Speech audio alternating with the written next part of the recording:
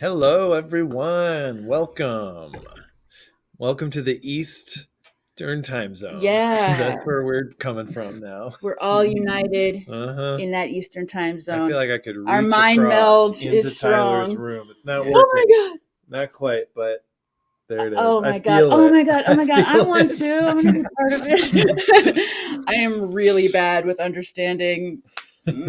It's not Yeah, it's the way hard. my brain likes to It's be. like mirrored like 3 times, and then Well, so welcome to the CNFT We news, have my friends. Yes, your beautiful we're redecorated. throwback piece here Uh-huh. from college. Got a few choice pieces up on the wall behind us, including Stella. Yes. She's doing her thing back there. And we're really excited to be broadcasting today. We are officially in Michigan. Summer and I have relocated our part of the news studio because it's in modules. It's a modular news studio. Mhm. Different parts of it travel in different places. Just like Stella travels dimensions, so must the news studio. Stella actually traveled in 3 different boxes to get up here. But actually, so very modular. Y'all, I have something to tell you that is pretty insane. Okay, so while we were moving, Stella, she claimed to be in the boxes, but that was just her alibi. What she was really doing was on this planet trying to get this substance called Veritas, and Kfez actually depicted it. It's our Stella card of the day.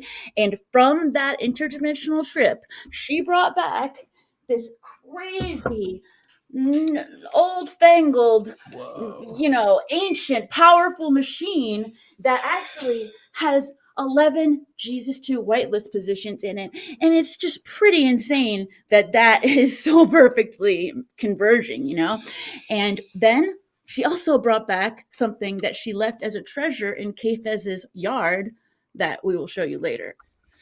Wild times. So, I guess I'm Scott Chestnut, and I'm here representing the CNFT News, as usual. The real news, real nonsense network. The news is first, the nonsense is after, but sometimes the nonsense is first, the news is after. I think today we started with nonsense, but it's pretty much intermingled. You can tell. Yeah, you'll understand. You'll understand. You can tell. So we've got a new studio space set up here. We have very thoroughly decorated. We have to all do our intro. There. Oh, do you want to do it? Okay. I'm Summer Horsegrave. And I'm with Spaces. And we're here to bring you the news. We have a great show today. We have 3 fabulous guests. So fabulous. I could scream. I could just let out a long shriek right now, and it would not be enough. It just would not be enough. Very exciting. So first up, we have Jesse Moynihan from Jesus 2. The second coming. Yeah, we've been waiting. I remember when we talked about Jesus 2 the way first back time, when the very first thing was posted. Yeah. And we were like, what's going on here? And we were like, voice of Peppermint Butler, what? Yeah. And we were just like talking all about how this happened and how Cardano had got this amazing match. Mm-hmm. And here we are. And next up, we have Studio Kfez. Another one who I remember the first moment that we talked about her. Same here, actually. With those skate decks. Yeah. And Studio Kfez has done a number on the Stella card, which is up for auction here. I could pull up the whole thing real quick. Oh, yeah, please. Do it. Now, our Stella card is extremely special today. Because it's not just a picture of Stella. No, it is art. Because like, okay, in the past, the crazy they're always art. They always have poetry in the metadata. Yeah. There's always amazing costumes. Sometimes there's photo manipulation, Photoshop, animation. But this is the first time that she has been hand drawn, and here we go. It's so amazing. Oh, yeah. Let's see it. So, yeah, this is the Stella card, the front of the card. I think with the artist cards, we're not going to do the template. We'll just, have them do their thing. The little Kfez Stella at the bottom. Yes. Really, show off that art. This is so nuts. Now, the key things to see here that really cement this as Stella. The stockings, I think, are the main thing. She has worn that since the beginning of her career when she was a Storyville prostitute in our surreal history party before NFTs. Yeah. And people were looking at the tattoo on her leg to find a combination in an escape room type situation.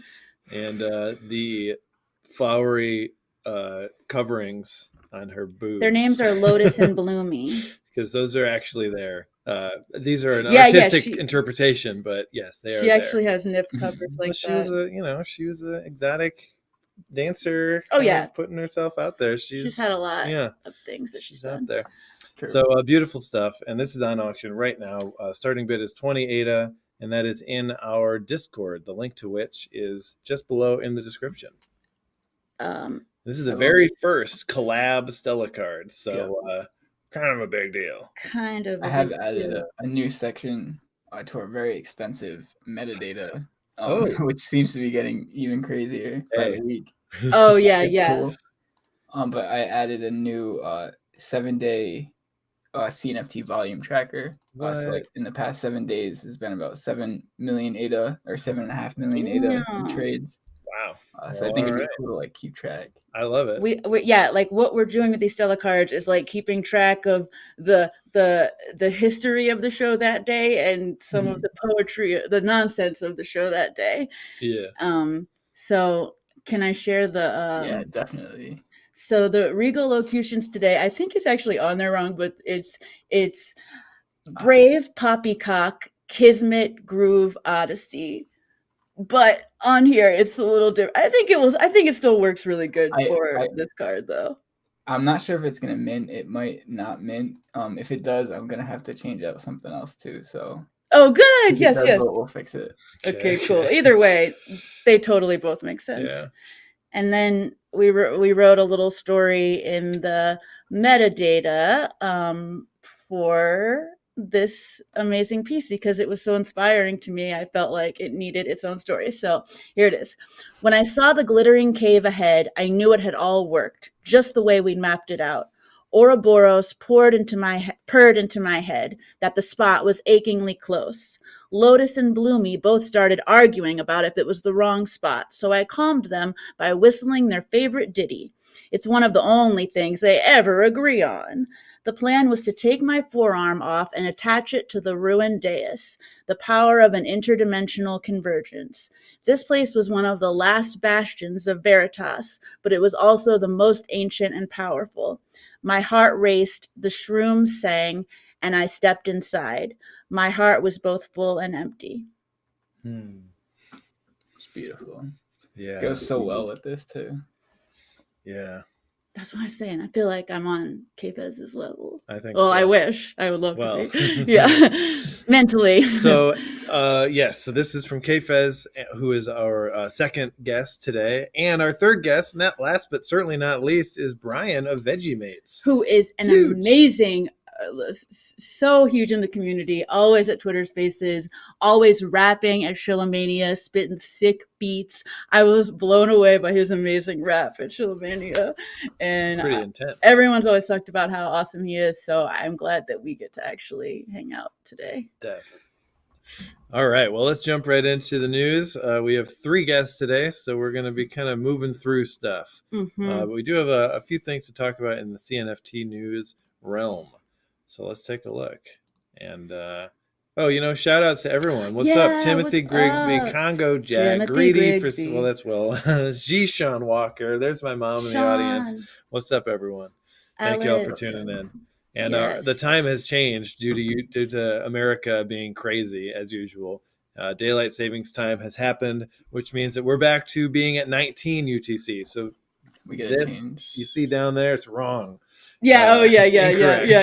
It will be at 19 up until the next random time change that occurs. But then I think we'll just keep it's going to go away. Oh yeah, true. Yeah. The Senate just passed something. One thing that everyone could agree on magically because it doesn't affect anything. That in a couple years or a couple seasons, I'm not sure, but it won't be immediate.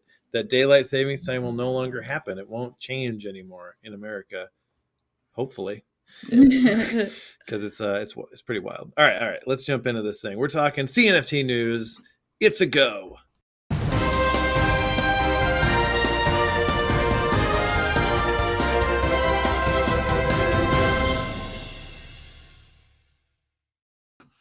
All right, lots of stuff. Ooh, there you go. I found this. So that was in our bag costume boxes. Yeah.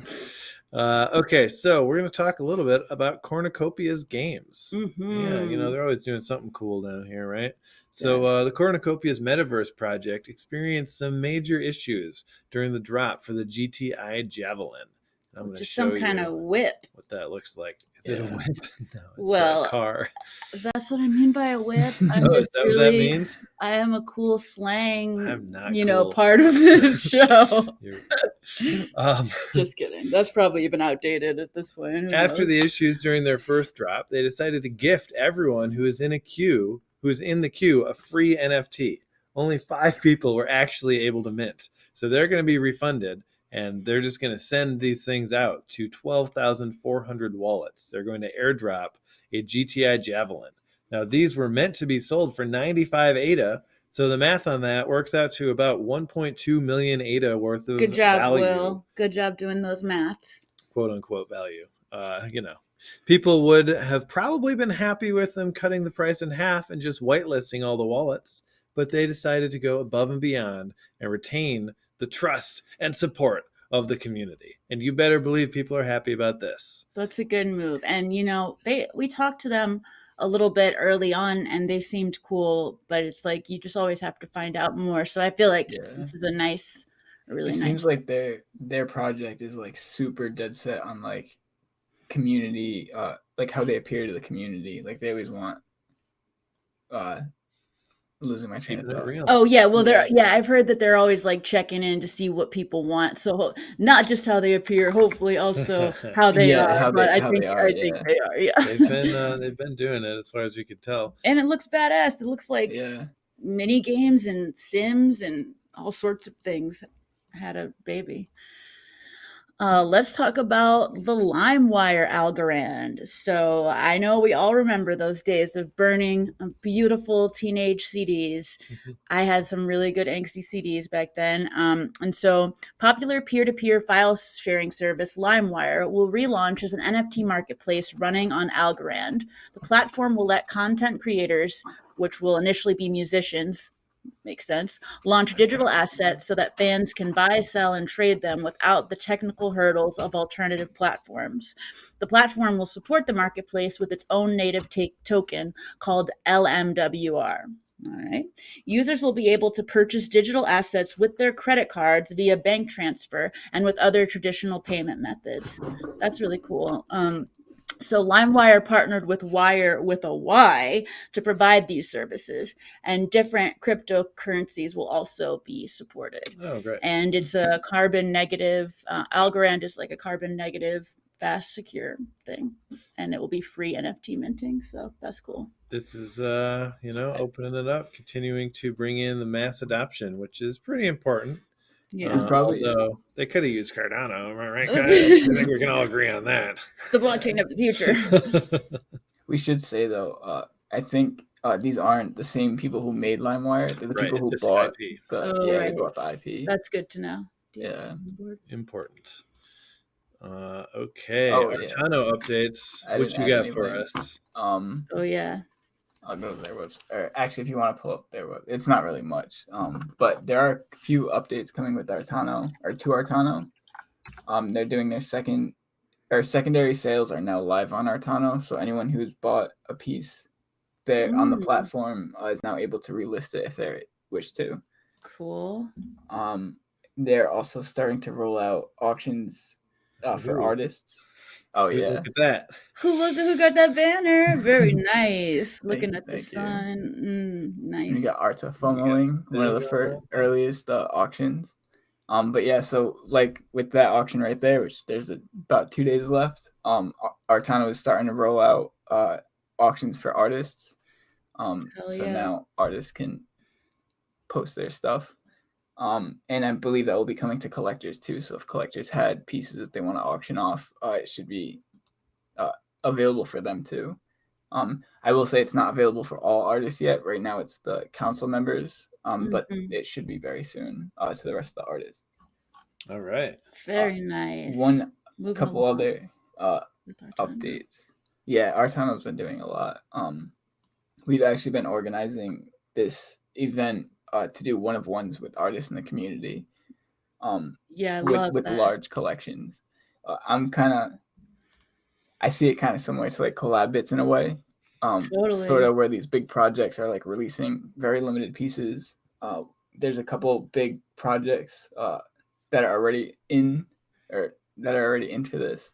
Like Can Claymates. you share any? Oh, okay. Yeah. So Claymates, Forgotten. We've been talking to Beyond Rockets. The list is very big. Right. But we have a whole like curation process because they still kind of have to be curated. It's not going to be like the same as like artist curation to get onto the platform, since a lot of these projects are like already established. But yeah, it's going to be very, very cool. Weekly events, and then one-of-ones from projects that typically release like large collections. Right. That's so Yeah, cool. Like, I just love to see more of someone's soul. Like they're just, it's like with a one-of-one, you get a more like just, I don't know, maybe it's less distilled, but it's like more of the, I don't know, message that you're like forced to put more into it because it is the piece. Whereas like with the collection, like you could spread it out and like there's a lot of hooks. Yeah, you know, you have to put the whole story into like one or multiple media. Yeah, so that's very cool. And actually, one other quick thing is Artano is working on bringing full wallet integration. So this is similar to JPEG Store. So you'll be able to trade other NFTs through the market, but it won't be every NFT. I believe it'll just be artists that are already curated and on the platform. You'll be able to trade their NFTs. Cool. Sounds like it's like happening a little at a time, and like getting things good and then moving to the next thing, and that's always good. Artano sometimes slow with things, but they usually do things right right out the back usually, which is cool. All right. I just did a little audio thing. Let me see. Does this work? Yeah, let's check. Oh, did you hear that? All right. Gotta get that rim shot. Make sure we're ready for what's coming. Cool. All right. Great. Yeah, Artano is always doing new stuff. What's up now? JPEG Digest. Okay. So JPEG Store has launched a newsletter called the JPEG Digest. There's a Mints of the Month section. I gotta say, Mints of the Month section. Practice your legal locutions. Mints of the Month section, and an artist spotlight. Plus some cool JPEG.store data, like the total sales volume in February was 39 million ADA. For those interested. Cow. And I remember when it was like 1 million, and that was the crazy thing that we were I remember. Next? So very cool, signing up for that one, to be sure. That goes up there with the NFT Maker Pro newsletter. For stuff that you got to sign up for. And that's helpful for us with the news, for sure. Yeah, exactly. I want to do a newsletter one day, but we can barely even keep up with the website. So we'll start there. We're getting there. Once the website has more contributors, then the website is going though. We do a few posts a week, so if you guys are looking to fill your CNFT news cup during the week, you could check that out. And I think that's more than you're gonna get anywhere else, at least as far as I know. So it is cool. A lot more YouTubers are doing CNFT stuff. Like I forget which project, but there was a project the other day I was curious about, and I just searched it on YouTube, and I found like a whole video of some dude explaining it, and I was like, hell yeah. That's so nice nowadays. Definitely. All right, this is pretty cool. So we've got this very interesting thing to see, guys. This is a physical CNFT award. Oh, snap. This is the real deal. Yeah, we've been hearing about those from Patrick. And sitting in someone's hand. Damn. It's almost like it's real. And like, I wonder if they also gave them the framed. Yeah, I was wondering that too. Oh, interesting. Because it seems like they probably would. Yeah, I'm not sure. It's It's a good question. That's so cool. We'll have to see when other ones start popping up. They didn't say anything specific about that, but there it is from Universe 25. One of the winners. Love Very it. nice. Now, this is a pretty cool update from CNFT Tools. They've implemented the ability to see what NFTs in a collection that you own. Basically, you go to their website. It's a little bit of a setup thing. You have to go to their Discord and link your wallet to your Discord account. Then go to their website and log in with your Discord, basically connect it like you do. And then when you go to, let's say, Space Buds, you go to the Space Buds page, you can then click a little image, a little on tab CNFT thing, a little tools. switch, and it will only show you the stuff that you have in your wallet, but it will still retain all the CNFT tools, looks and feel to it. So it'll still have the the rarity rank as far as CNFT tools goes, and as well as the asset all the dashboardy sort of things that are usually on there. Yeah, so that's pretty cool. Awesome. I can dig that. I spend time trying to figure out what the rarity is of certain things, so it'll be helpful to just be able to see it. Yeah, loving it. Cool. And let's see one more thing, and this is crazy. We're ready, but let's see some fancy pop it up Clay Nation. Where's the gong? Yeah, this is crazy. Oh yeah, you want me to pop it up? I want the officially? gong. It's been too long. There it is. Popped it up. All right, boom. All right, so first look at the Clay Nation toy models in partnership with ISM Toys. The toy ordering portal will soon be ready for your own Clay Nation orders. Damn, that's so cool. So you can just get your clay made. I wonder what they're made out of. Probably clay. It looks like clay, but it also interesting. So they're going to give away one custom physical clay by ISM Toys. So if you want to enter that, hit up the clay Twitter. Damn, that's crazy. We're getting more and more physical stuff happening. If you look at the noses, they're all kind of tilted to one side a little bit.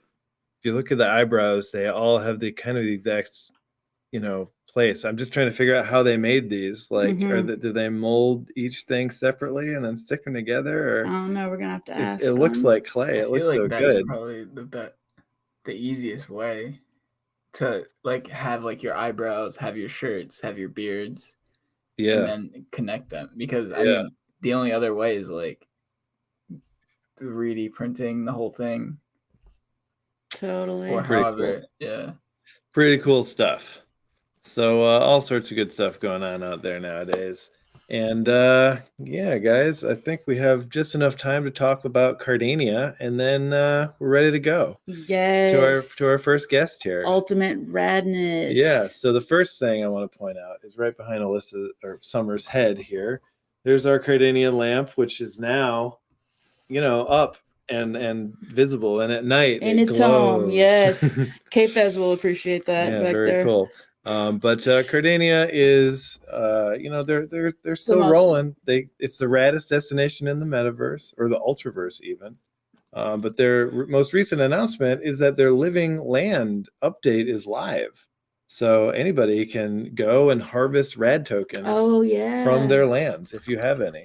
So you just have to put in your wallet address, and your living land will kind of populate how many rad tokens you've earned that epoch, and then you'll be able to have fun with it. The land now has a bounty that is coming forward. Yes, and there's a whole update video about how it works and all that, which I'm going to pop into the chat here so you can follow along. It's a 5-minute video, so there's quite a bit of meat to it, but you can see a lot of cool artwork. You can see a lot of new icons that are being revealed.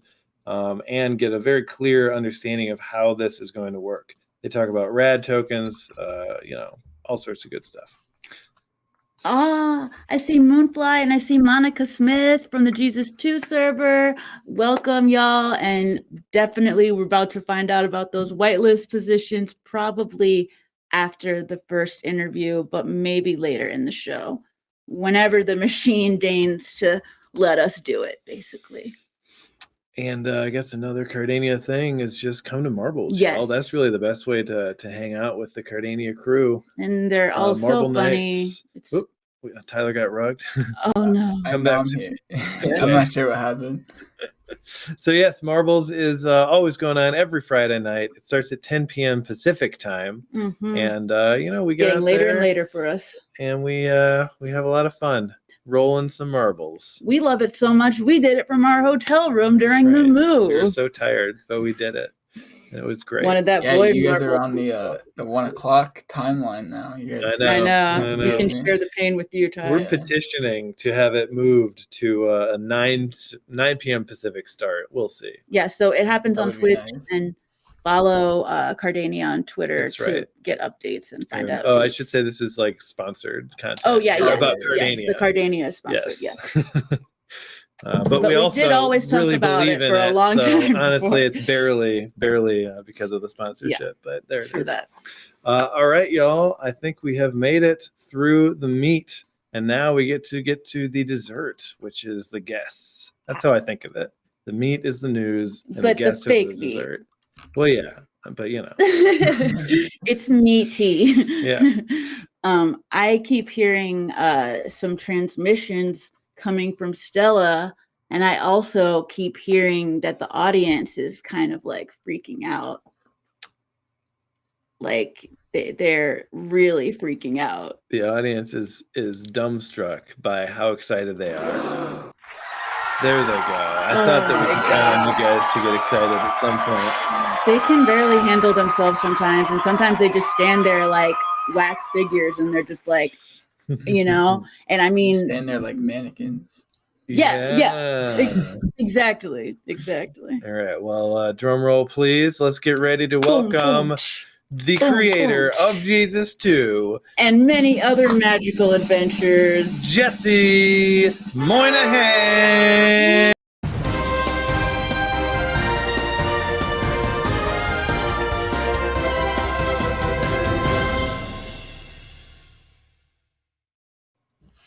Hey, welcome. What's up? Getting through another news day, having a good time. Happy St. Patrick's Day. It's happening. Tell Jesus too. We said Happy St. Patrick's Day. We don't want his wrath if we don't wish it upon him. Yeah. Well, I am half. My last name's Irish. Yeah, it certainly is. That just good for me, actually. So I should care about that, I guess. Well, is there going to be a St. Patrick 2? There's a Jesus 2. I gotta do my research on St. Patrick. I don't really know his deal. Yeah, not the time to commit to that yet. No, probably not. It's something to think about. We maybe do it, or maybe maybe it could be a character sometime, some kind of strange edition of St. Patrick. Yeah, I think there was an X-Men character called Banshee who was Irish, so. I'm Irish too, if you couldn't tell from my hair.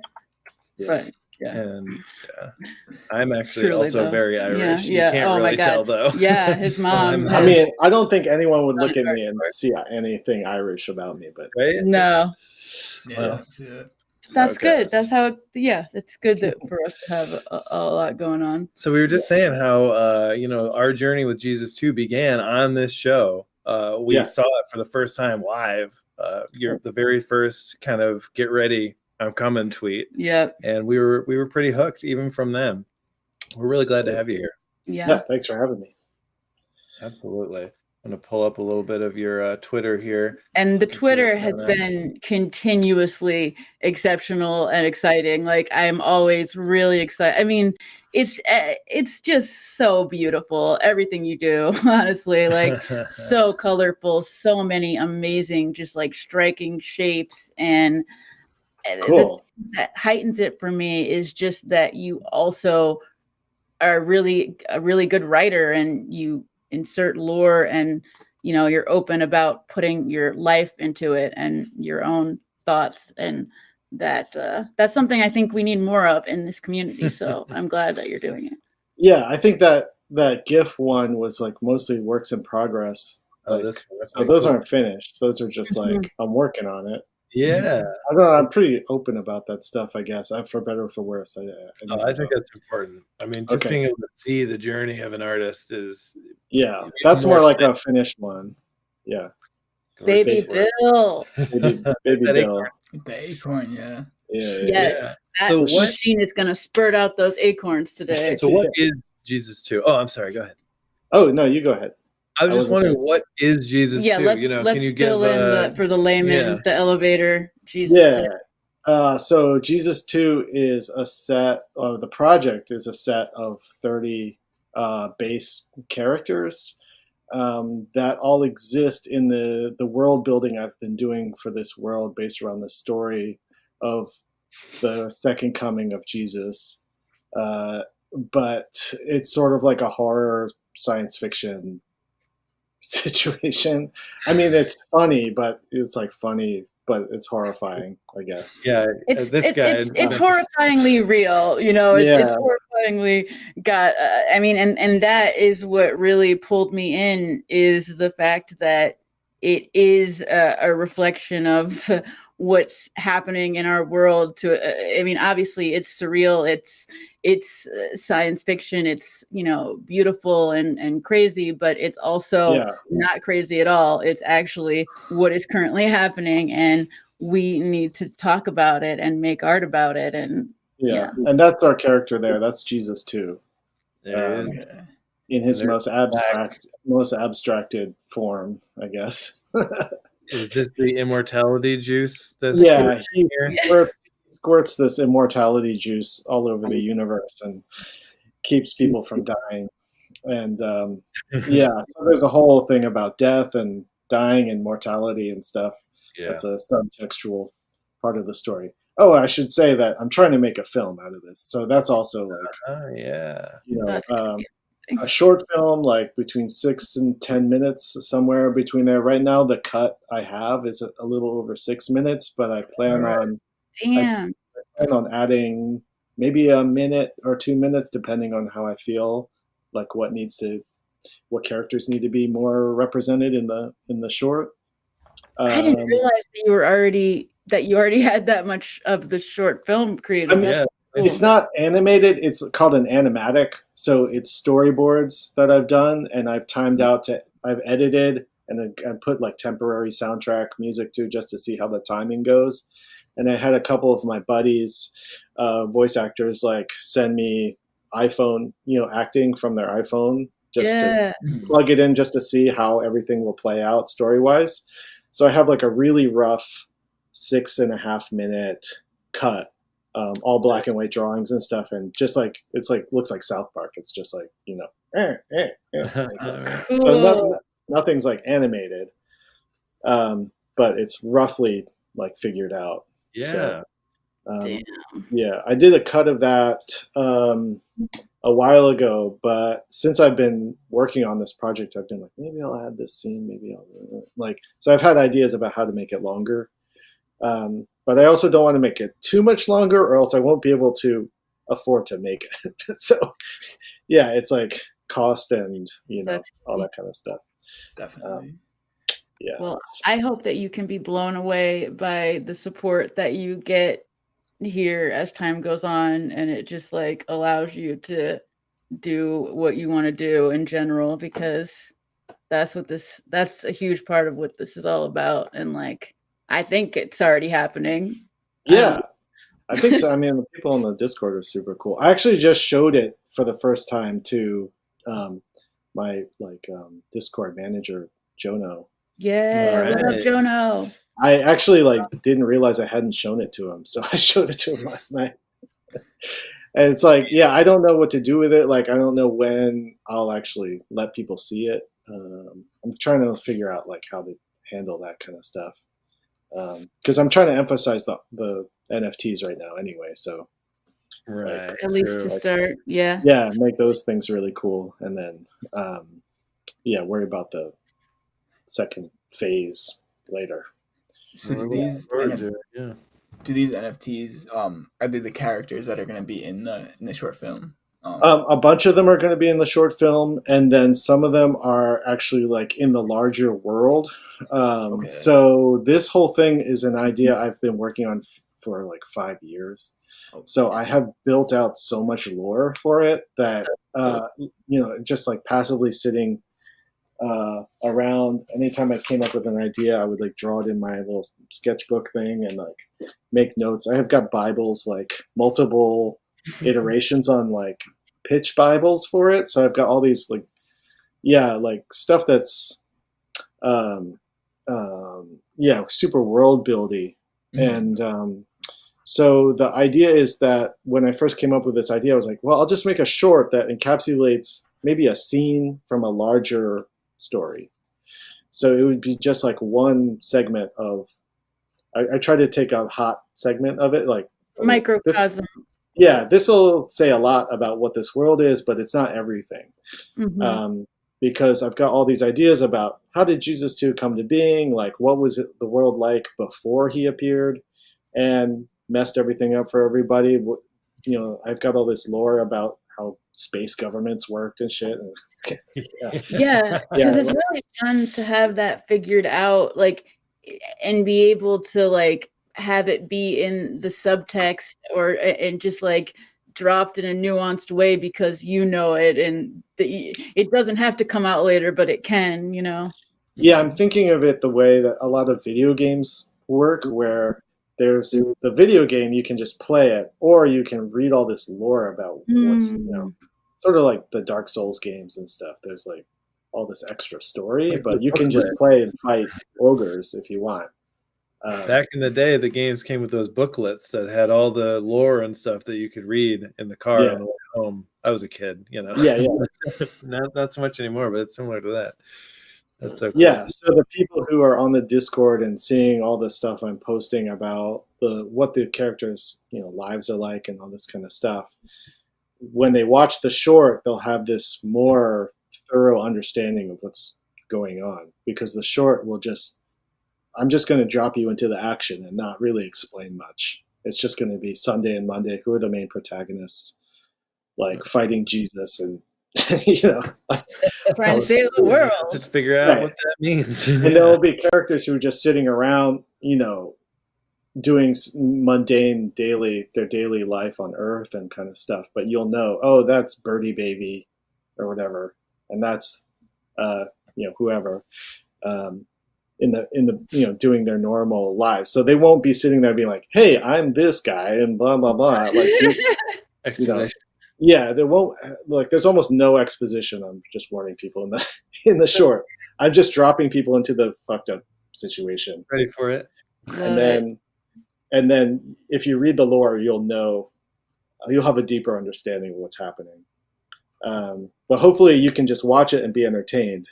But if you want to know more about the characters and stuff, that's where the interaction with all the NFT stuff like makes it bloom, I guess. That's what I'm trying to pull off anyway. Yeah. Well, the thing that really hit me is that like everybody's living forever, but nobody actually even remembers why they ever wanted to even be alive. And then you got zombie Doc Green over there getting some DNA to bring Jesus 2 back. And now we got now we got Sunday and Monday, who are our hopes for the future. And they're adorable. I believe in them. Yeah, and I have all these ideas about what Sunday and Monday's lives were like before Jesus 2 appeared, and what Doc Green's life was like before Jesus. So there's this before and after. It's almost like BC AD kind of thing. Yeah, totally was just thinking that. Yeah. So I think if I got to make a feature, full-length thing, it would have all this lead up before even Jesus 2 appears.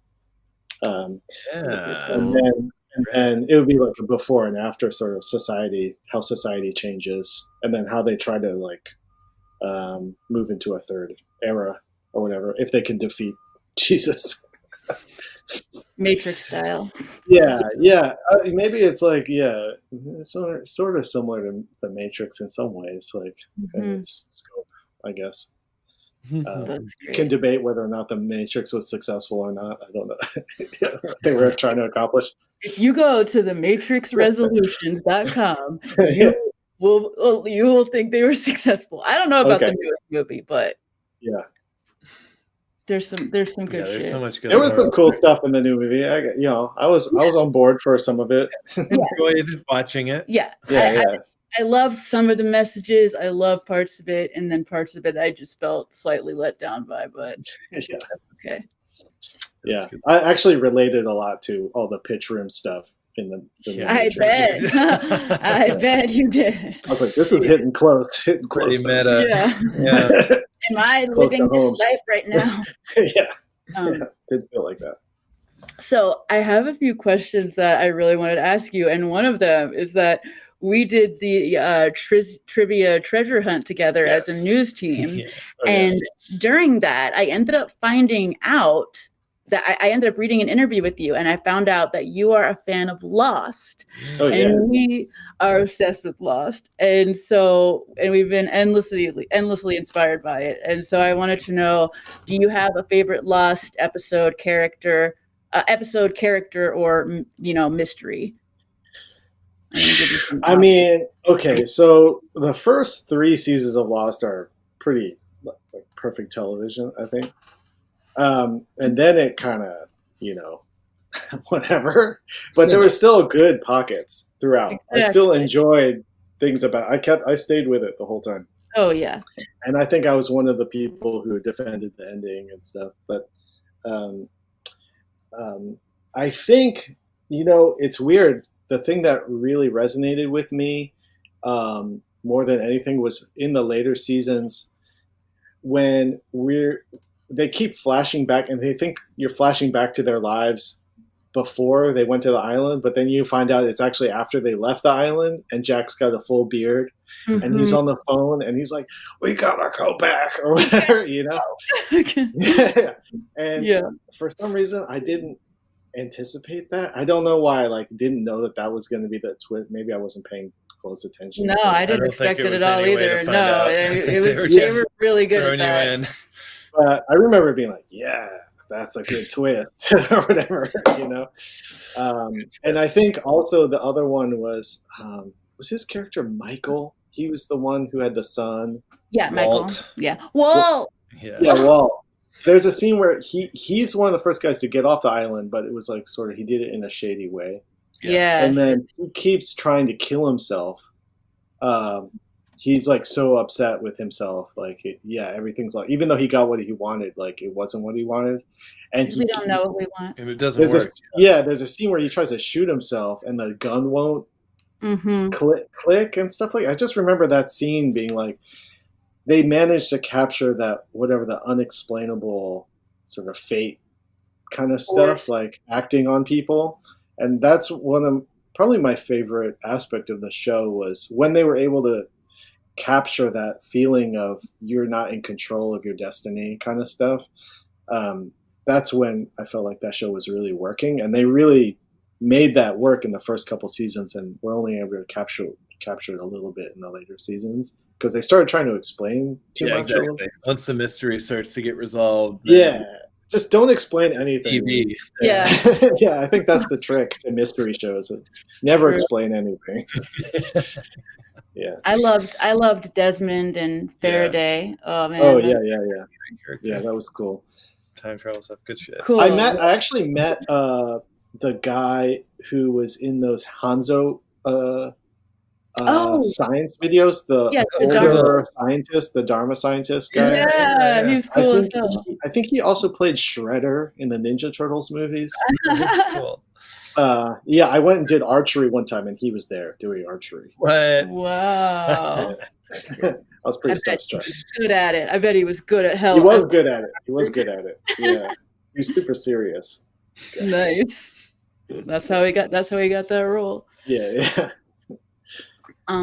So what project of yours do you feel like represents the most growth for you as an artist or a person? Like which Adventure Time, Midnight Gospel, Manly Forming, all these things. I was going to say we should. I don't think we've mentioned. Worked on yet on the show. I think the most growth probably would be having worked on Midnight Gospel.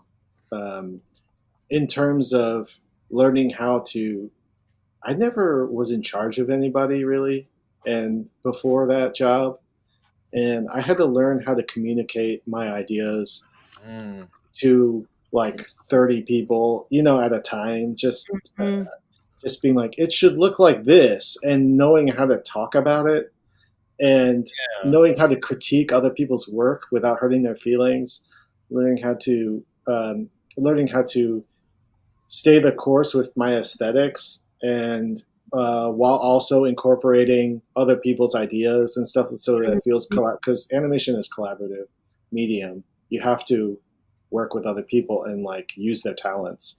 So it's not just like working on comics. Like if you can look, when I do comics, it's just me. When I do animation, it's like a team. And so I had to learn how to, all those communication skills. I never took a course on it or anything. And I'm still figuring out how to talk about my ideas out loud. It's still a challenge. And being able to communicate how other people could replicate what I'm trying to do. Mm. Because you need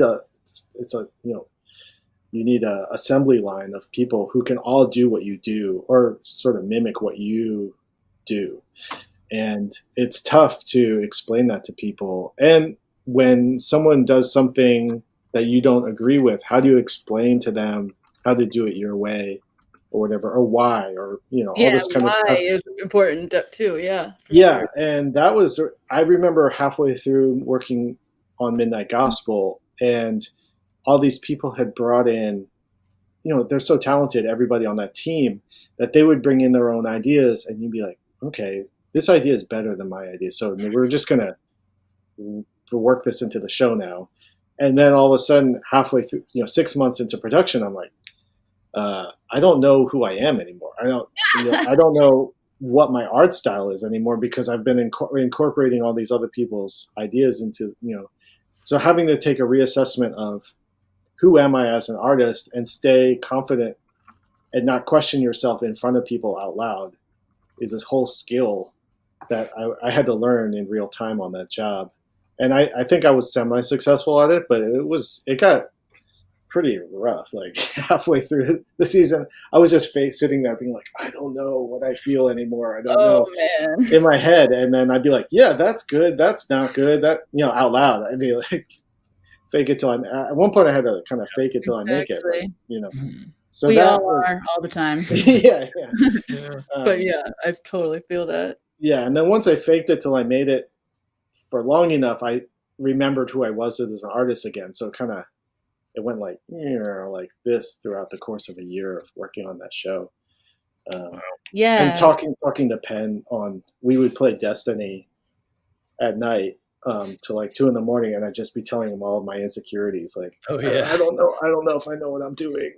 Like, that kind of stuff while shooting aliens or whatever. That's the way to do it. Having play happening while you're trying to Yeah. get those things out into I the think it's a world. pretty modern take on friendship and opening up. Yeah, yeah. Yeah. You can Vulnerability and you get a violence. gaming partner. Yeah. You got your headset, and it's very private. It's night. Yeah, I think we've been there. And yeah, you're talking about Pendleton Ward of Adventure Time, and that's crazy. Yeah. And I heard you, I went, oh yeah, you have these awesome asset creation Twitch streams, which you can find in the Jesus 2 Discord server. And it's really cool because you really just show the whole process. And I heard you talking about him being someone that like really inspires other people and is just like a nice dude. Yeah, Penn saved my life, like in a lot of ways. he gave me a job when I was unemployed for about a year, and I had been oh no, actually I was working as a towel boy at a gym, and then once a week, just so I could have a free gym membership. But I was making like $30 a week. That was literally what I was doing when he offered me a job. So how did you where did the animation come from in your life? Where did your drawing, how did that start? That started with being super into the Ninja Turtles.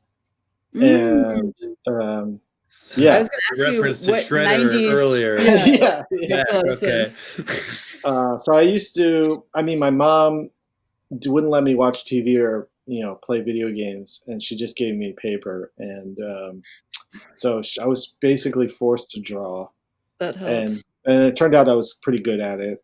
And then I got super into comics, and especially the Ninja Turtles.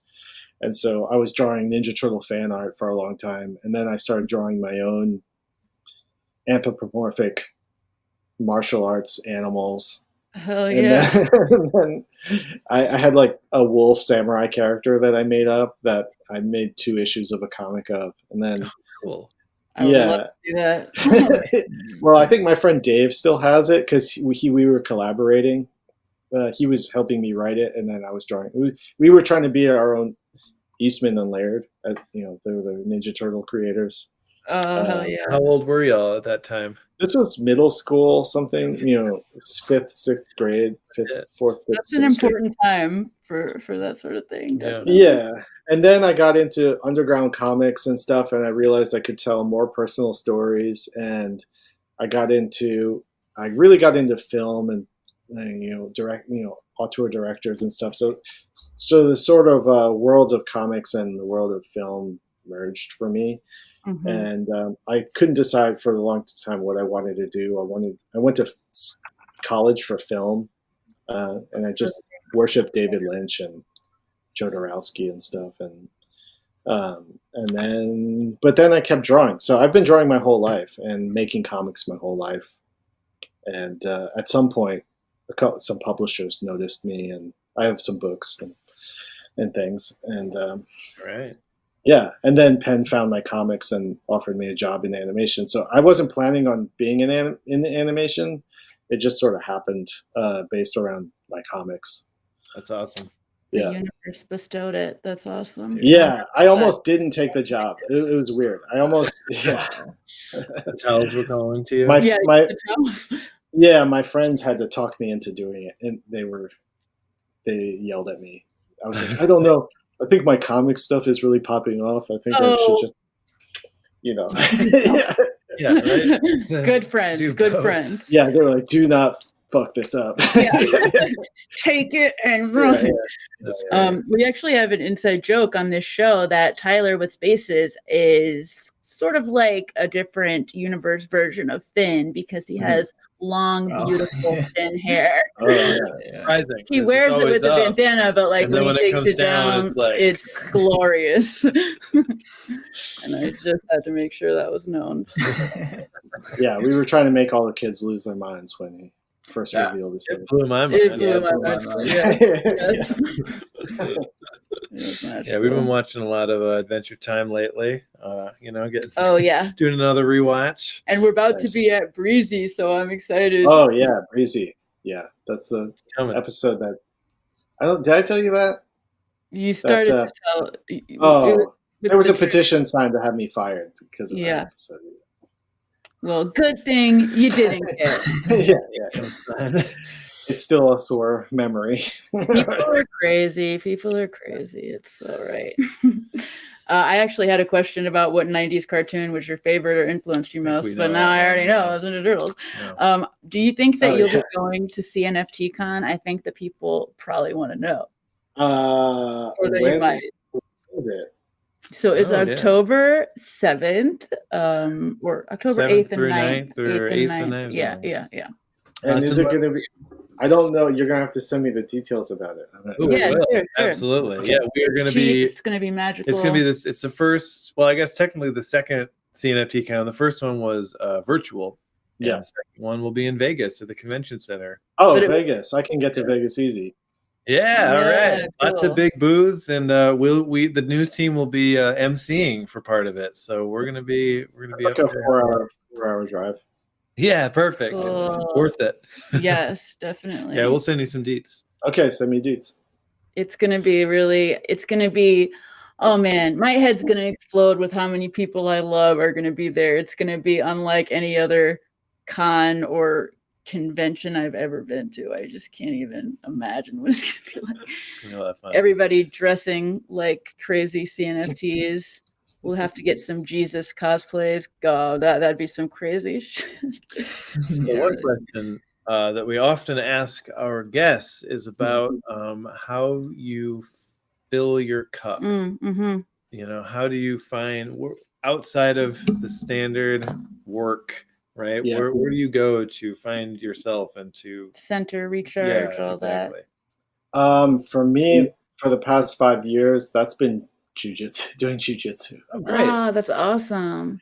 Yeah. Although since I've been working on this project, I probably have only gone to jujitsu like once every 2 weeks or something like that because I'm That's working. not bad. Hey, It's you're better making than I it. am Yeah, doing. like it is hard. It is hard during the NFT grind to do the things you need to Usually, do. like normally, I go 4 or 5 days a week, but yeah, and I'm probably gonna try to go today actually because if I don't do it, I start to lose my mind. Like it's one of those things, super addictive, and all the stuff I've got tons of anxiety and stuff like that I deal with, and if I don't, I know it's sort of like a band-aid in a weird way, but doing jujitsu just blanks everything. It like erases everything, and it also puts you in this primal state.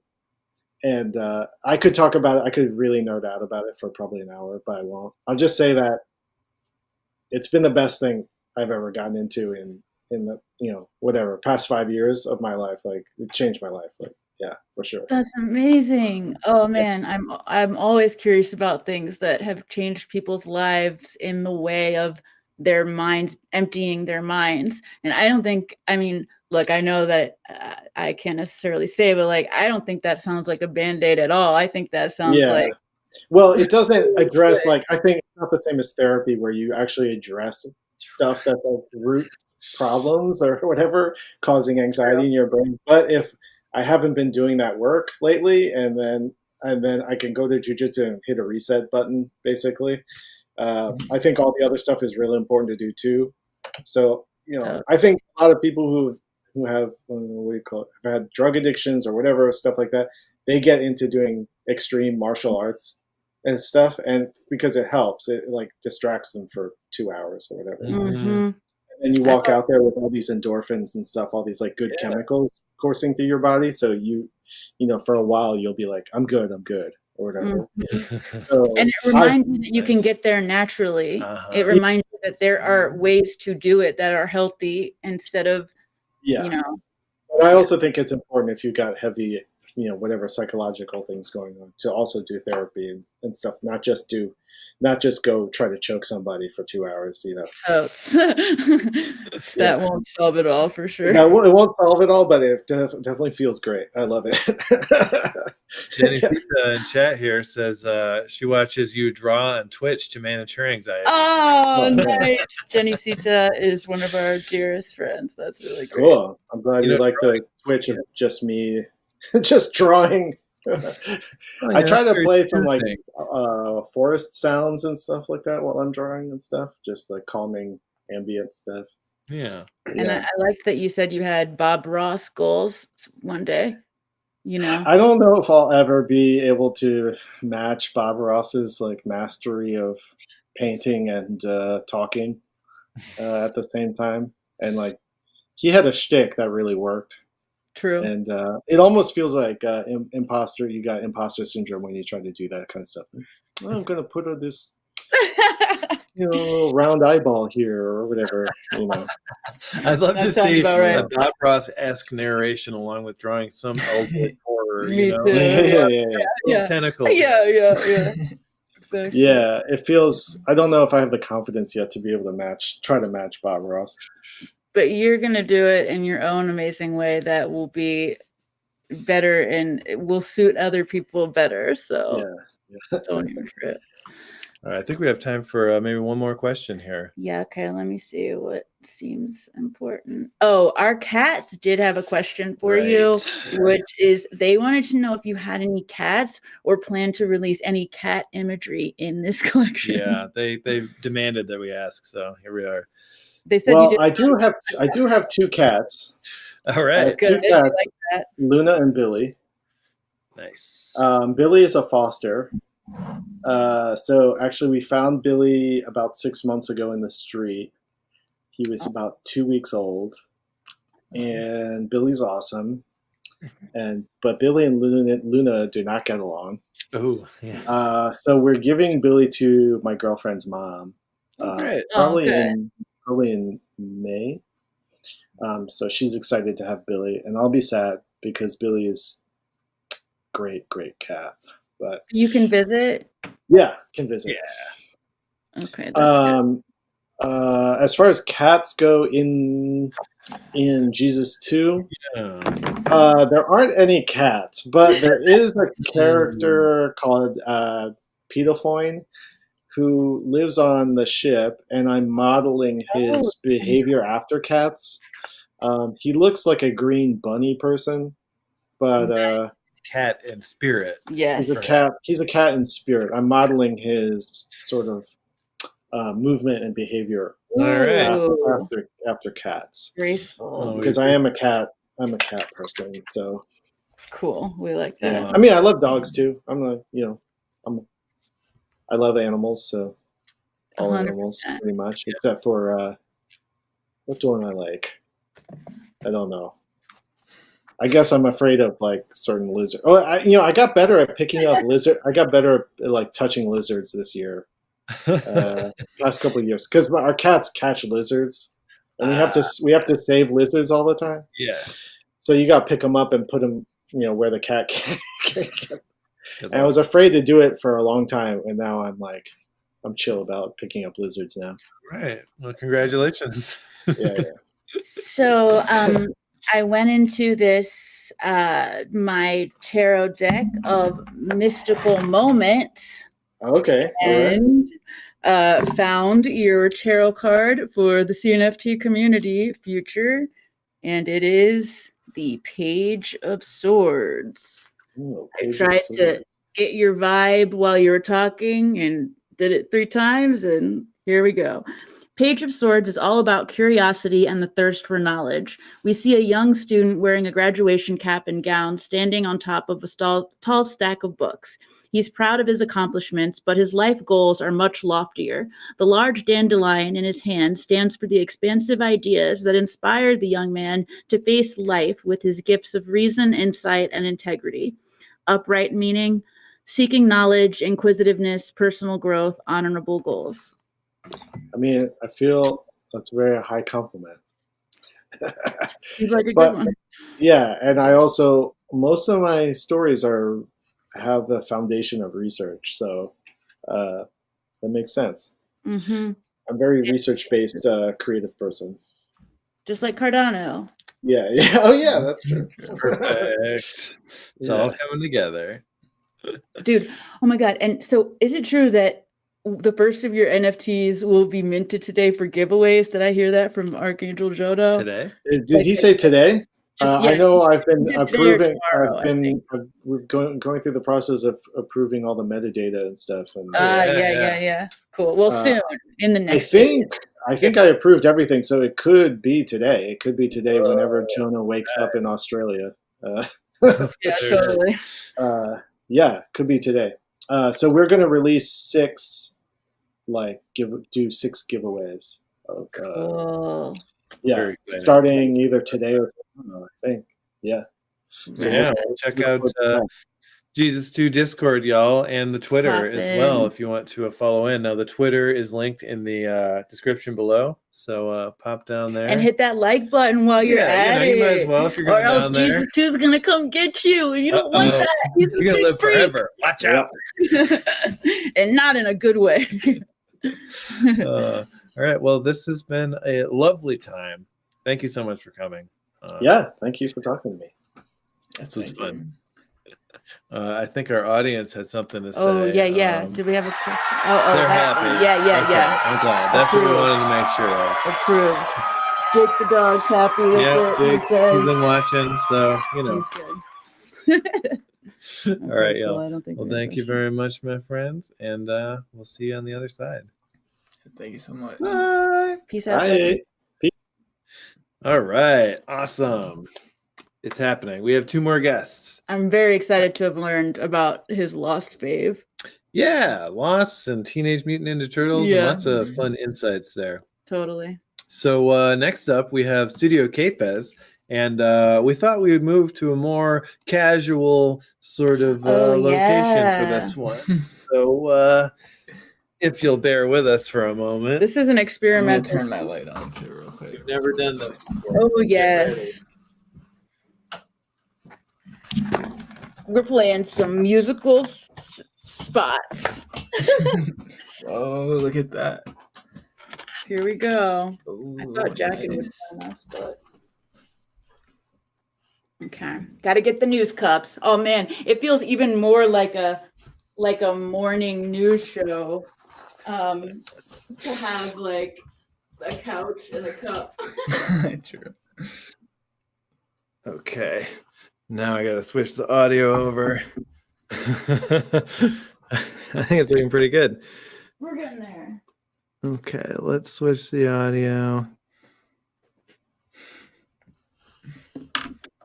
Okay, I don't know if this is working. It was all working a second ago. Wait, Uh-oh. I got the microphone here. And now I press a button and it switches, right? It's easy as that. Sound like something happened. See if that mic's working. Okay. Yeah, I think it is. Hello. Oh yeah. Hello. Did we make sure everybody knows that they can that they're allowed to leave? That they're allowed to leave after they're on. Okay. All right, gotta check on this machine. I feel like you guys must have spent like this whole weekend just working on this set. Like the set's so crazy already. Actually, we did it all last night. Really? From Wow. nothing to everything. Yeah. We got in the zone. Time lost meaning. Uh-huh. All right, take that. And here we are. Yeah, because here we go. cool. So how's everyone doing today? Glad that you're all here. In always warm, always sunny Michigan. Yeah, Not that that's always, actually always. true anymore. I think that was a relatively smooth transition. From, Yeah, one to the other. There was only I'm like surprised. 2 minutes of dead air. I'm surprised by how smooth it was.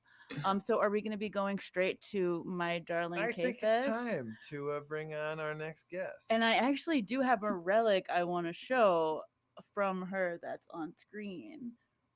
But so will we be able to show stuff? Well, if you're sitting here keeping everyone's attention, I can go over there and pop it up. Run some, Okay, sounds run good. some stuff. Sounds good. So let's do this thing. But also, just so you know, my questions are over there. So, but I already have a lot of questions for her anyway. Very exciting. So the audience is getting pretty excited. They have heard about this Stella card. They want to see the Stella card in all of its glory again. They want to see Kfez in all of her glory again. And I am really excited to comfortably sit on a couch while I talk to her for the first time. This is honestly probably, this Stella card is probably the coolest thing that's come out of the new show yet. All thanks to Kfez, of course. Yeah. But. Okay. So this Stella card is absolutely amazing. This guest has become one of my favorite people in the space, a marble race buddy. The audience is very excited to have her. Introducing Studio Kfez.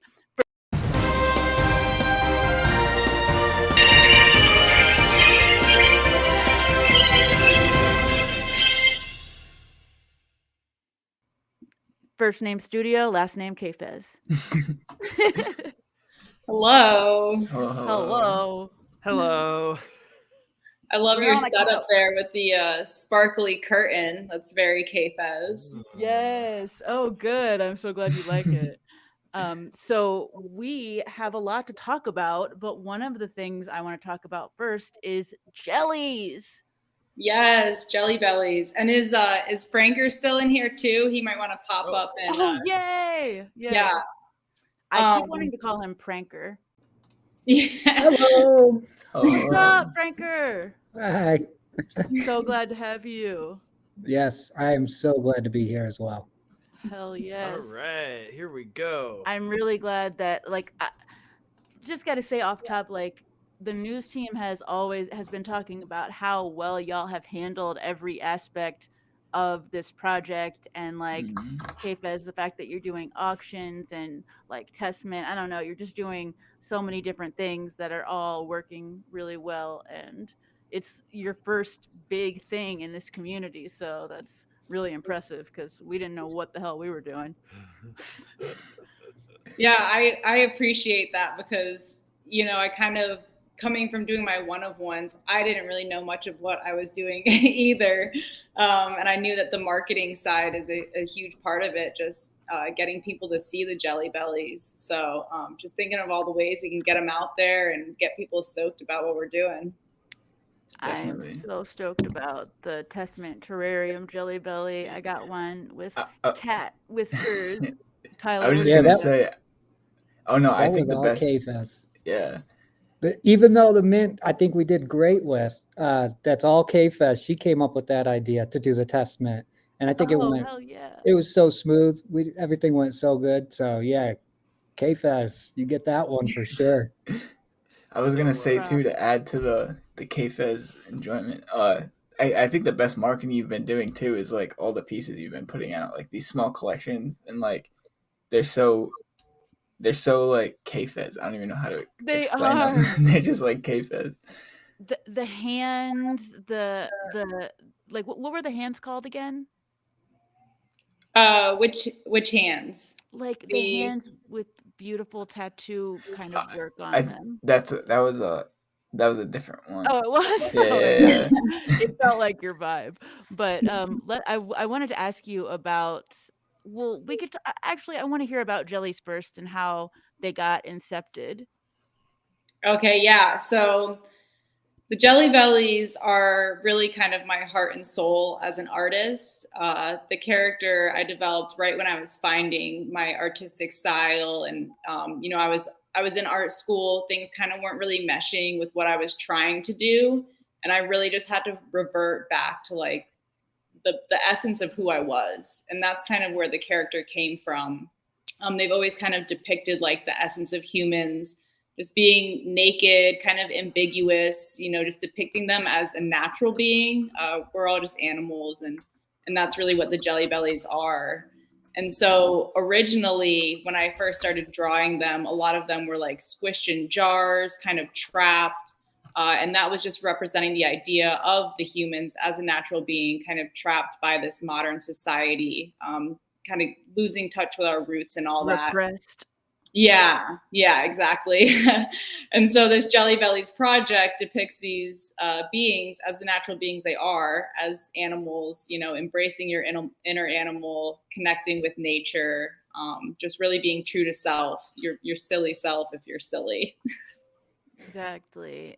And you can see that in all of your artwork. That's why it was just really amazing to look at that Stella card. It's just it really encapsulates your style and just how much everything with you feels like we're all connected, and trying to convey that, and trying to, like you said, convey the animals within us. And so you did something called Soul Animals, which was, oh my god, I wanted one of those skate decks so bad as well. But what is your soul animal, would you say?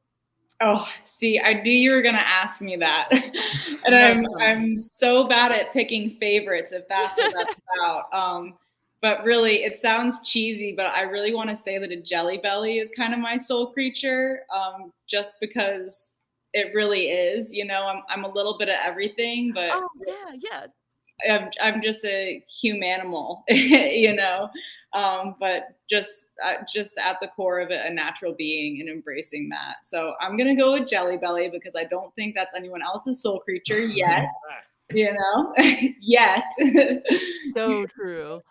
That's a really good answer too, because it doesn't put one species over another. It's like it's the all-in-one, baby. A little bit of everything. I don't think that's a cheat answer. I think that's a really good one. So don't worry. So, how like what's the makeup of the team here? Franker, you do the minting, and Kfez, you do the arting, and is it straight up? Yeah, pretty much. I think we had a cute little saying on the website was that Kfez is the heart and soul of the project, and I'm the brains. So I'm just the guy who does all that geeky stuff. You know, All Stuff to have. necessary. How did yeah. you all Well, hook up? hey, How did you guys get started together? Kristen. So we worked together at a company I was previously working for. Frank was doing all the tech stuff, and we worked really closely because I was doing a lot of stuff for like the website, coming up with information, and then Frank was obviously the one putting it all to play there. So we kind of connected like that, and then my fiance was also working for the company. And we just formed kind of a tight-knit group all together. And, you know, some people were starting to get into NFTs and CNFTs. And we all really were brought together with that. So we kind of got into the scene around the same time. And it just made sense then when I was starting to get in, you know, like Frank's the guy I hit up if I have any computer questions. So, yeah, just happened naturally. Did one of you guys introduce it? I know you said you guys all came in at the same time. Who did it? Who was? Yeah, but like who is the? Oh man, I'll honestly say it was Kristen's fiance. Oh, really? Nice. Yeah, he was really who brought it together, I guess, because it's him and a friend of his that have like a little Discord group to talk about NFTs, and they, you know, like she said, I'm just the IT guy up at this company that she's working for, and they're like, you know, hey, maybe the IT guy might want to get in on the NFT stuff. Like, let's introduce him to the, you know, let's bring him in the Discord. And so, like the first day they bring me in the Discord, there was a mint, and I'll never forget it. It was the first one we all did together as this group, and it was the Tiger Society. Okay. If you remember that one, yeah. right? I remember. And the mint, that was my first time minting anything, and so I, you know, jumped in, and I knew the guys from work, but not really, because you know the IT guy kind of does all this stuff on his own, and they're like actual employees of the company. Turn it off and on again. Yeah, I'm always remote too, you know. So they all go to work in an office, and I'm just the guy they talk to get stuff done. But we do that Tiger Society mint, and one of the things you had to do was they did the mint where you got a unique address from the website, right? It was in that style mint instead of a single address mint, Right. and there was a few extra. I grabbed a few extra, and it was just for me knowing how to do like, you know, like tickets when tickets go on sale, right? You know, open up a bunch of tabs, get a few, right? And so I had a couple extra addresses, and I was like, hey guys, who needs an address? And right away they were like, oh my God, what? And so like instantly I was brought into the Discord like, oh man, this dude knows what he's doing. Yeah. So yeah, that was actually, it was really her fiance, Mark is his name. And shout out Mark. well, actually, I'm going to use his screen name. It's Kenny Powers. Yeah, I was gonna say. Everyone knows Kenny Powers. We all know who Kenny Powers is. So it was Kenny Powers who really brought us together, and Kristen was always doing art on the side, you know, and Kenny's telling her, KP's telling her, you know, you really should make some NFTs, like you should really do this, you should do this. And then that's how we did it together, was that she was like, you know, how would I do this? I don't know how to do this. And so that's where I came. We all felt. Yeah. Oh man, that's such a perfect illustration of like you hear so many love stories of devs and artists coming together, and we talk about this on the news all the time. It's like just this potential that hasn't really existed before, that in such a big way that it just provides so much opportunity for thinking outside the lines. And I'm really glad that y'all knew each other in real life. That makes it even crazier. Nuts. Yeah, I mean, I think that's really kind of I don't know, maybe we could have met just online only, but having that IRL aspect to it just made it so that we trusted each other, I guess, right? Definitely. Yeah. And I just love too, one of the common themes in my work is, like I said, the nature versus technology. And so this is kind of a different balance on that, like coming together. I always thought of like, oh no, nature will prevail, like death to technology, and now it's like we're coming together, the animals and the machines, and we're making something beautiful together. I'm so glad that you brought that up, because that's literally, that's why we came into this space in large part, is because we were like, this seems like the best actual material path to there being change. And if we are going to go ahead into technology, and things are going to advance, then we have to have as many people who want to bring nature along as possible, so that it is good instead of just being like dead inside. And so I'm glad you're representing that, because you're doing a very good job of it. Well, thank you. I think it is important. Everyone talks about that balance, and you got to have that balance. You can't get too caught up, too lost in things. And I know a lot of people find that kind of stress release and most at peace in nature. I know for me, it's when I'm outside, if I'm hiking, it's literally the only time that I'm not, my brain can actually rest. I don't have all these thoughts, oh, I need to do this, I need to do this. Like, I totally forget. Speaking of, you were digging some holes outside in nature. That's right. And something rather spectacular happened. Well, you see, I should preface this by saying that we do marble races together, Tyler, Kfez, all of us, and it's a very funny world of lubricated marbles, and there's a lot of weird coincidences that happen during marbles. And Kfez, what happened when you were digging holes in your backyard, as one does? So we've been pulling up the grass. We're going to relay it, but we're making a chicken run, and we want it to be secure. So we've actually had a little bare patch for a few days now, just dirt. And only today I looked down, and what should appear but a marble. Yeah. Oh my gosh. Seemingly untouched, beautiful, grown from the earth, presumably. Well, this is what I found out from Stella. She does do transmissions to us sometimes, and she said that the reason that that marble was not there earlier when you dug the hole is because she also brought that back with the machine. Now, she may be taking credit where it's not due, but she is an interdimensional traveler, so I wouldn't be surprised if she went to the marble race.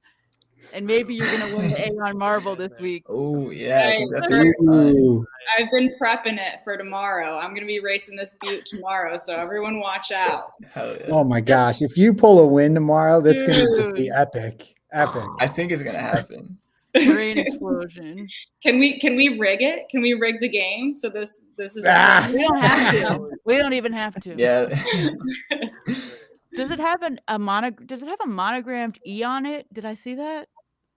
No, it was probably Stella playing tricks on you. But I'm wondering what I've got in my tool bag, my endless hole of a studio that I can maybe scratch something in there. Yeah, hell yeah. For aerodynamics. Customized marble. Chris has been talking about wanting to get some of those, and you had one fall into your lap.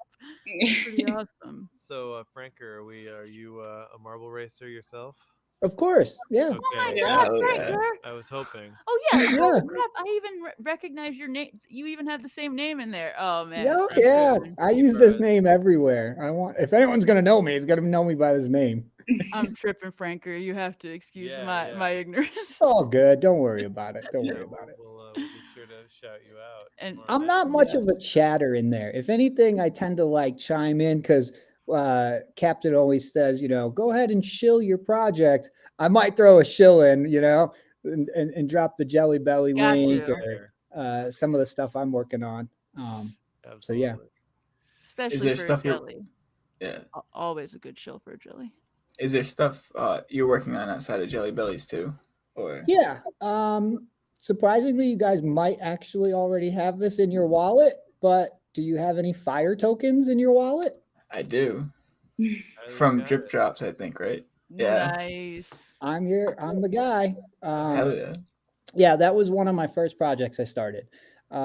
Is I created the fire token with the idea to the timing of this was just astronomically unbelievable.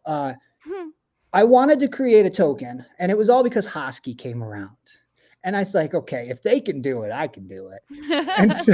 and so I create a token and I call it Fire. And I thought the idea would be really cool is if I could really bring this back and help fight wildfires. I could run the whole help, fight fires with fire. And so that was my main idea. And I did this in, I guess it was like the first or second week of December. And right at I don't know if you all saw this on the news. I'm sure you probably did, no matter where you were. We had a really massive wildfire here in Colorado that came right into town, right outside of Boulder, in the town of Louisville. And it wiped out literal parts of actual downtown.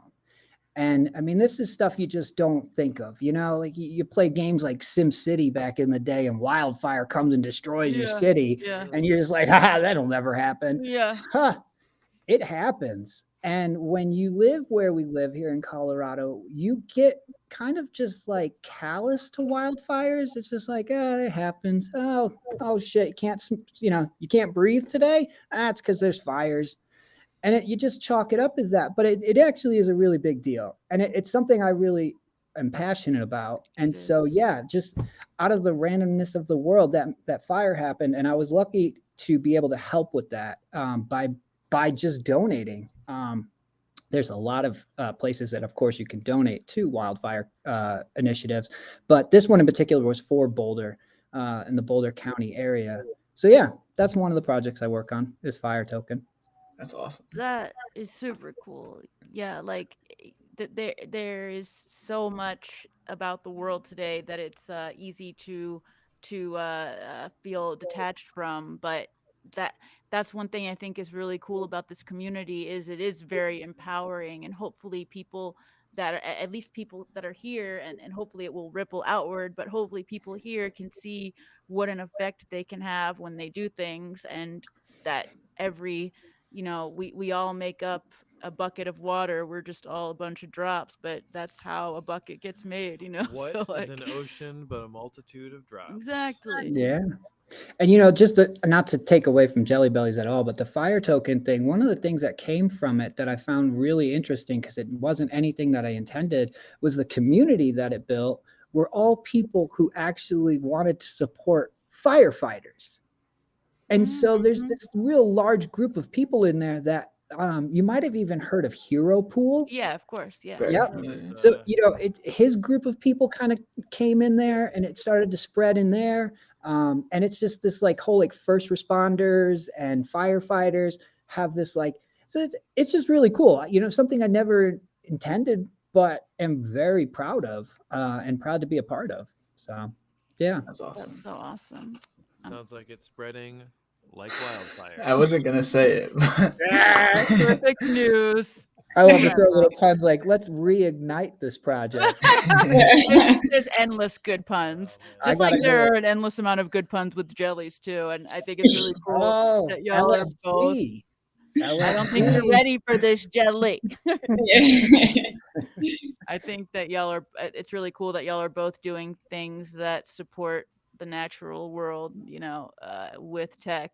Because True, yeah. I didn't put that together. I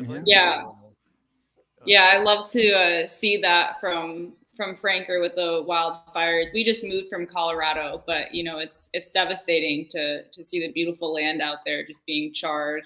And it's something we're passionate about, the beauty of this planet and preserving it. And that's why we chose with Jelly Bellies too to donate from our sale towards preserving the earth through World Land Trust, and we'll actually be purchasing acres to preserve for animal reservations and just to maintain the environment there. That's Yeah, so and she has a cool. really great idea too, to each series, because there are 3 series to Jelly Bellies, land, air, and sea. Yes. And each one of those series is going to have a different beneficiary. That's the word. Beneficiary. So for the beings of the land, the first series, as she said, she picked the what was the name of it? World Trust. World Land Trust. Yeah, World Land Trust. And then I think you've already kind of tried to pick out a couple for the next 2, but we have some time. Yeah, just kind of the complete thing will be the land, air, sea, all one, all different, but at the essence, all made up of the same stuff. Mm-hmm. And I'll throw this out here, a little hint for everyone, is that we are sticking with the Earth's, what's the word for this? So equinoxes and solstices. So our mint is this Sunday, which is the spring equinox. Hey. Series 2's mint will be the summer solstice. And series 3 will be the autumn equinox. Awesome. So kind of a cool way to remember them. I don't know if people really have that on their calendar or not, but it's just really cool. I definitely had 2 of them on my calendar, and then it's so easy to remember because it just vibes with it so well that you can easily just look it up, which I love when projects do that, like just have some sort of number that's special, or date, or just any way that we can express ourselves is awesome. Yeah, I think it's going to be really cool. So Scott, I have the Jelly Belly streaming if you want to put them up. Yeah, throw them up. I'm also putting all the Twitter accounts for everyone in the live chat. So I know someone was asking about it. Yeah, cool. I want to put up those jellies, and I want to put up Stella again. For sure. There we go. There we go. Dude, they're so cool. There we go. 1 sec, just switching back. Yeah, and I think everyone probably who's minted things, we all kind of know. We got to see all 2,500 of them already, and they're pretty cool. I think Kristen said it best the other day when she was looking at them. She's just like, "Oh my gosh, this is awesome! Like I didn't know what these were all going to be." And I think that's kind of the coolest part about this is that these 2,500 that are about to drop this weekend. Everyone else hasn't seen them, but there's some cool ones in there. There's some really cool ones in there. Yes. Cat hat. Yeah, I know. Yeah, right. Got some kitty cats for sure. Yeah, I was just like giggling. I could not stop looking through them, and I think it's so perfect because I always say like my art is sometimes cute, sometimes it's kind of creepy, everywhere in between, and that's exactly the Jelly Bellies. Like some of them are just so freaking cute, and then some of them you're like, whoa, that guy is weird, and I love it. Creepy and cute make the best combo. Like I love spooky and cute and creepy and cute. Like that's the sweet spot for me, So I totally get that. It's gonna be really exciting for you, I bet, in the coming weeks, like seeing what everyone gravitates to, and like just Pool PM is gonna be so jellylicious. Jellytastic. Yeah. Yes. So like about the drop. Yeah, Deets, what you got? Yeah, so it's on Sunday, this Sunday, the 20th at 19 UTC. And actually, we hadn't announced it. I'll announce it here first. But Kfez holders and people holding the Terrarium Testament, you can verify your wallet in our Discord, and we're going to drop that link a little early, just about 15 minutes early, I think we said, just to give them a little head start. Yes. Yeah, so it'll be in our Discord. I think we said once we get it out, we'll probably post it on Twitter. It'll be on our website. Frank's got everything locked down and figured out. Testament gave us a lot of confidence with that things are running smoothly and we've got it set up well. So. Damn, your Instagram is amazing. I am about I know it is, to right? just like go through it hard after this. I need to keep up better on Instagram. You know, Twitter's been my spot now. I never thought I'd say that. I know, right? It's crazy.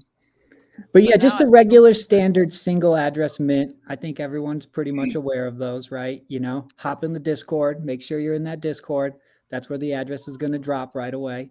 And yeah, just your regular single address mint. We'll be sitting in Discord, the announcement channel. We'll keep you all apprised of what's coming along. You know, drop that 15 minutes early for those holders, like she said, and then a regular just public address and send to it, and the minter will send them back to you. Sounds pretty straightforward. Thank you for those details. Yes, I'm gonna be lining up. I'm gonna verify, be there 15 minutes early. Cannot wait with bells on. About to get a little tarot reading for the Jelly Project going. You know, random real quick. I just noticed, just looking through Instagram right now, like they all have this vibe of like someone stuck somewhere. I know you kind of talked about it before, but that's super cool vibe. It's kind of that, and you know, circle of life, all like this stuff. Some of my stuff, I do love drawing intestines. I don't know if I've brought a lot of intestines to the CNFT space yet, but that's kind of my symbolism for, you know, just like the return to earth with, you know, the flowers growing out of it, and just that natural cycle of life that we all go through. I really appreciate the symbolism that you include, like in all of these, in the Stella card. Like it was just there were very clear messages to me. Like on the Stella card, it felt like an amalgamation of beings all together, just like jellies. You know, like we're all in this together, and let's go on this adventure together, and keep each other in mind.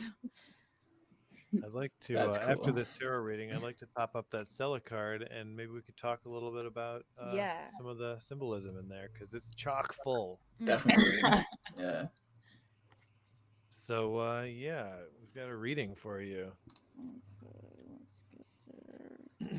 Is this the card? Oh, it's so good. Yeah. You hold that. Okay. I'll put this up. All right. Whoa, this is appropriate as hell. I feel like Jesse's was good and this one's really good too. Okay, so this is the Ace of Pentacles, and Pentacles are kind of like the material world. And it says the Ace of Pentacles shows a woman sitting in a lush garden in bloom. She looks at a fern that has just emerged from the earth. As the plant grows, the leaves unfurl in a spiral pattern representing its endless potential. The woman is being asked to take care of the plant and help it develop into something valuable and sustainable. It will take time and effort, as symbolized by the challenging path the plant has had to follow to rise up to the surface, but it will be worth it to cultivate this resource. Upright meaning: opportunity, manifestation, investment, growth, achievement, rewards, gift. Wow. That's pretty incredible. That couldn't be more perfect. I know. Definitely. I'll totally send it to you too on Discord. Yeah, thank you. Do the cards tend to have a lot of the word ace? So like, do they fall into like the poker, like ace, clubs, things like that? Well, there are they just have, you know, page, queen, king, and there are similarities. It's got the major arcana, and then there are the suits, and then the minor arcana, and so you've got like numbers. Yeah, it's like suits. It's the arcana, I think, is where it really diverges from a standard deck that you might be familiar with. Yeah, it's all sorts of random stuff. Where it's like the tower and the sun and the lover. I used to play poker pretty professionally, so that's why I asked. But not sending some alarms yeah, off. you would understand. You would have some understanding. Yeah. Yeah. High card. Ace is good. It's like the beginning of something exactly. beautiful. Yeah, the ace is always like the beginning of something beautiful, and like that's what you're doing with NFTs right now. Pretty cool. Tyler, would you mind popping up that Stella card? Yeah, can I do one more quick art-related question though? So obviously, well, maybe not obvious, but you've done a lot of work on skateboards. I'm just checking out this awesome collection here. do you like skate? Or because that's actually how me and my friend Opa, we actually got these two guys right here. Yeah. So I skate a little bit. Again, my fiance Kenny Powers kind of got me into that. We haven't been in a while just with the move and everything, but I dabble. That's impressive that you even dabble. Yeah. Cool. I think I was attracted to the skate deck. It was another thing I kind of discovered in college when I was doing the Jelly Bellies in the jars, and I realized that the canvases kind of throw me off, but I really like working with the challenge of these odd frames and working the composition like that. So it's always been a unique challenge, and I'm just drawn to it. Since then, I've just loved trying to, I get an idea and I have to try to wiggle it around to fit in this kind of awkward shape. Yeah, I know that's what really drew us to it too. Just seeing the painting on the board's just so cool. Yeah, that was the first thing we saw of you, and Holy we were crap. like, "Damn, that I want that so." Oh, that's Edna there in the middle. Edna. Edna helped me cultivate my love of saggy titties. So thank you, Edna. You did some good saggy titties. I appreciate them a lot. Well, I think that I was curious about like if your process, like for jellies, have you been doing it digitally? Yeah, yep. I've been doing the jellies digitally. I've been getting more into digital art lately, which is a good thing because my studio has been temporarily displaced through some homeowner woes. Yeah. Okay, great. That's awesome. I mean, yeah, it totally makes sense that you would be doing it digitally. But I love that you have these roots and that you're still being true to them, but exploring, and it's just going to be amazing to see what you do and what you do with Franker here in the future. We're just trying to pull up the Stella card. You got it? Yeah.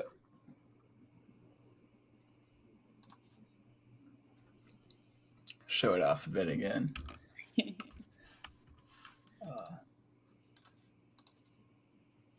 Kfez Stella.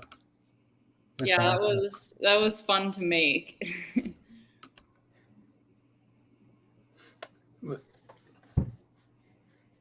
I think you guys might be mute. You guys are muted, Alyssa and Trevor. Oh yeah, what were you thinking? What was going through your mind with Stella whispering? Oh man, everything. Good answer. Obviously she's naked, and I was gonna leave her that way. Clothes aren't really my thing. She had the stockings, so I gave her like a little like tribal leopard print kind of skirt there, just so she had something. Yeah.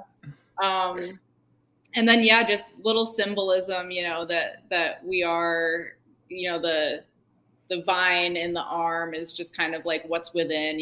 We're just made up of nature, the same stuff that you're seeing kind of in the background, growing in this lush foresty cave.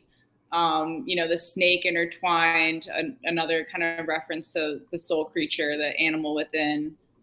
She's got some tattoos. I was going to give her my tattoos, but now I'm thinking, actually the one on the side, kind of on her ribs, I do have that tattoo, a lotus with a peacock feather in it. Cooler. Yeah, that was one of my first ones. Shout out to my mom who took me and signed off on me getting that. She thought I was going to go get it in someone's basement if she didn't. Yeah, just I was just trying to. And she has a mom tattoo. I know. I was just gonna say that. Yeah. I had to do that. Mom. I might have to get that one. I don't know if my mom would appreciate a tattoo tribute, but great. Cool. Yeah. So this is our first ever collab, so that's really meaningful to us. We really appreciate all the time that you put into this. And me as well. I was honored to do it. I was just absolutely stoked when Tyler reached out. It was like, I'm gonna send you a naked Stella.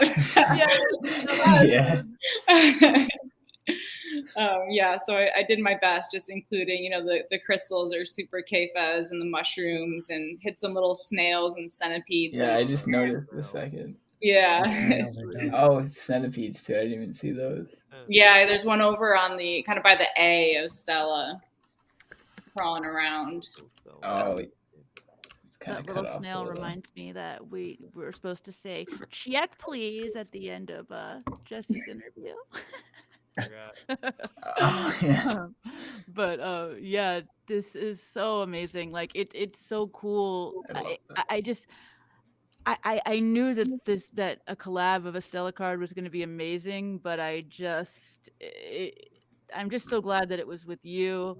It feels like our first, so I'm glad it was special and with someone who is a true friend of the show, of all of us, and like that we hang out with every week. And Yeah, no, I love it. And like I said, I super appreciate Tyler's been there like from the very, very beginning. Yeah, you guys have always been an inspiration to me. You know, you guys are all people that Kenny Powers kind of mentioned when I was getting into this space. And so as I started seeing you around and digging my work, I just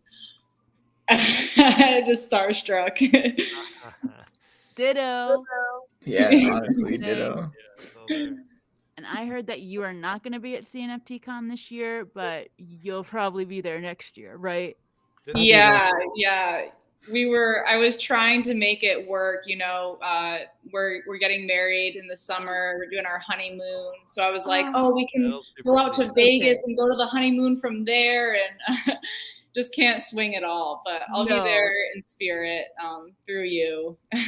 For sure. I'll be out there. We'll totally get the camera rolling, and we'll. Yep, I'm gonna come out there. All right. I got tickets, and my wife and daughter are gonna come with. Hell yeah. Yep, we'll just be walking around. You know, nothing special, no booths, nothing like that. But I do look forward to meeting everybody that I've met online. So yeah, I'll gladly introduce myself to you guys in real life again. Big hugs. Amazing, yeah, I look forward to it. I look forward to it. Maybe you can have me on FaceTime, and we definitely. We're literally planning on having some like iPads for the people we like love most that can't be there. We'll like bring them to talk to somebody they really want to see. Yeah, I can walk around with Kfez on my iPad and just like, who the hell's Franker code? Just strap it to your chest. We'll need one of those like big air inflatable sumo suits, and we'll like spray paint it purple. Maybe give you like a cat tail and some horns. With the saggy titties. Oh my god. Yeah. So cool when they're jelly cosplays. Like that would be a really interesting cosplay. Paint yourself purple, get a blow up suit, get some saggy titties, get some horns.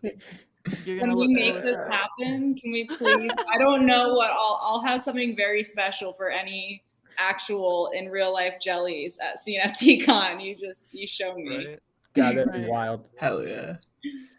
Oh man. Well, we are right at the end of our time today. This has been magical. Thanks for joining us on the couch. Yes, our first time on the couch and our first Stella collab. Pretty Big cool stuff happening today. Yeah. Right. Thank you guys so much for having us. Of course. Thank you. Of course. Oh yeah. Of course. Thank you so much for It's coming on. going to be an amazing sale. I can't wait to be there. We should say one more time. It's next Sunday, you said? Or this Sunday. This Sunday, okay. Yep. The 20th, 19 UTC. Just pop in our Discord. We'll probably be blasting it on Twitter up until. So, I always say friends don't let friends miss out on jellies. So let all your jiggling friends know. That's right. Get jiggling, do some Jello shots, and jelly with it. Yeah. All right, y'all. Great. Thank you again for coming, and we'll see you next time. Peace, love, and jelly. Thank you. Love you, Kristen. Nice to meet you. I love you too. You Bye, too, guys. See you guys. Wow, I can't believe we did a couch. All right. Back. Yeah. The couch is fun, but it's difficult. It's scary because there's no way to know what to pop up. Yeah. Could you play the elevator music? I'm gonna run yeah. to the bathroom Put real on quick the elevator music. Oh man. And then there's that other really good song that's Tyler's theme song. Oh yeah. We have to slip that in somewhere. Are we going straight into the next interview or depending on what time it is, let's see. No, not quite. Okay. Few minutes. I do want to slip in a quick little 10K lucky numbers in events, contests, and giveaway. I better. Wait. I said 10K lucky. Oh, he said lucky numbers. He didn't say the full. We can say numbers. We just can't say the C word with it. I'm going to have to say it at some point, but I'll be right back real quick. What do I do with this?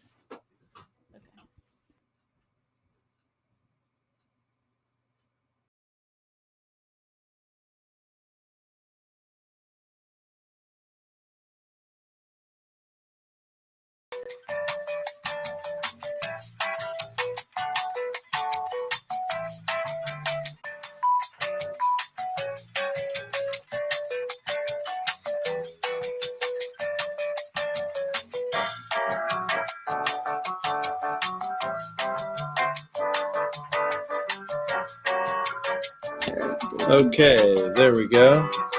Hello, everyone. Jenny Sita has said that you should dance. Me? Yeah.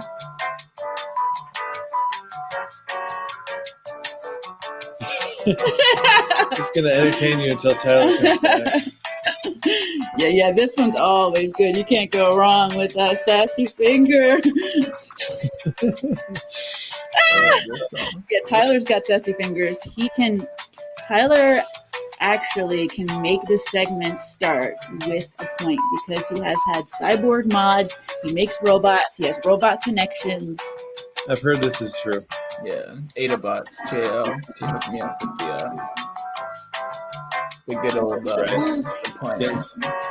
Getting some love for that t-shirt there. Thank you. I love you, Jack. Good to see you. That's the Empress. No, that's the High Priestess. That's the High Priestess. Oops. Quite different. Slightly quite different. All right, well, here we are. Tyler, you've got some sort of number shenanigans to share? Oh, I was just are we doing event contest and giveaways? That's your question. Yes, that is one of the segments that we still have today. We had to squeeze some stuff with 3 guests. Yeah, we're trying to. Well, we had a light week last week, so we had to come back with a bang, right? We got to show that we do have some news. All right, there's some news. I guess we should talk about this auction. Currently, Timothy Grigsby is winning with 26 ADA bid. Next bid is good show. 29. So if anyone wants to get in and grab that first Stella collab card, and with the one and only Studio Kfez. Very exciting. So good. Yes. I would love to own this one. Just saying. Holy shit. But of course I would. We should be selling it to us. We're the target audience, right? I know. We're making exactly the kind of shit we want, for sure. Right, you guys might want to pause the music. Oh, right. It's over. Yes. We made it. The technical difficulties. I was trying to get the last one so hard, but I forgot. The original one, but I missed the time and I forget. Okay, a giant rug, and we're back. That was fun. Okay, cool. So I think I wanted you to win it so bad, and yet I felt like it's okay that you didn't. I went to Mr. Cheetah. Yeah. Well, for those of you sitting here, in 5 minutes, we're going to bring on our final guest for the evening. Brian of VeggieMates. Yeah. If we have 5 minutes. We're big vegetable fans. What time? Do we have something that we're doing in the 5 minutes? No. Because I could talk about well, I want to do the whitelist. Yeah. Perfect. Oh, yeah. But that won't take long. This machine is very well crafted. I oiled it, I had to get some weird alien serum to get it working again. Stella brought it back, like I said.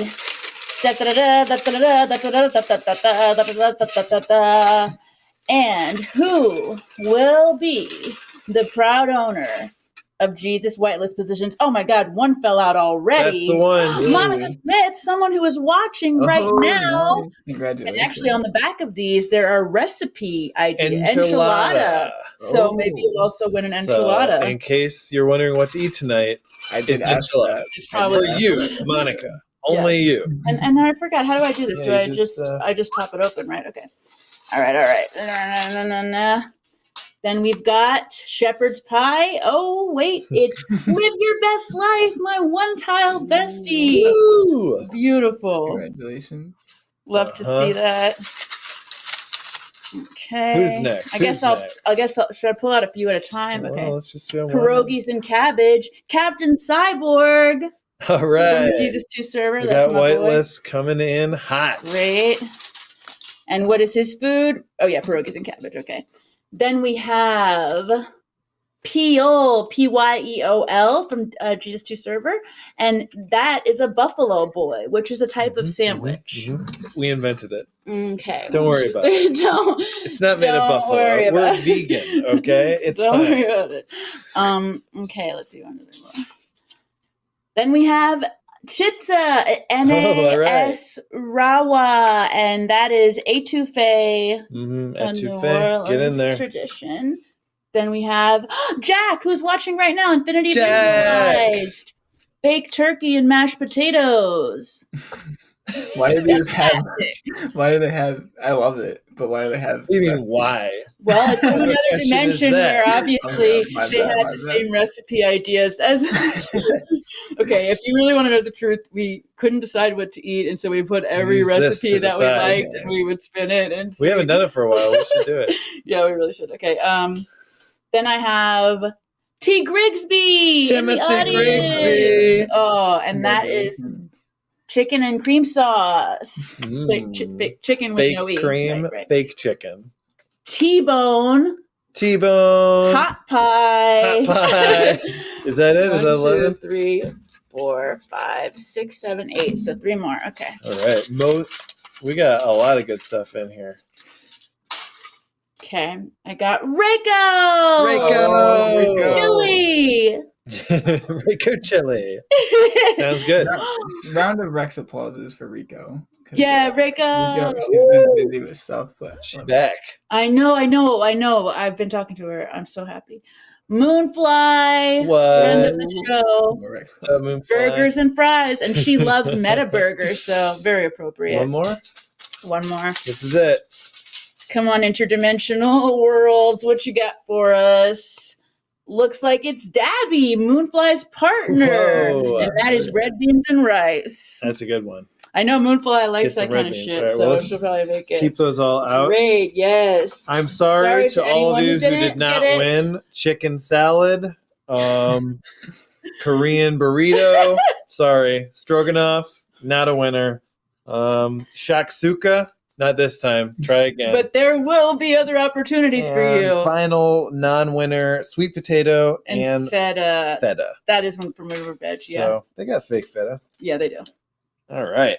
Success. Very good. Who knew? It would work so well.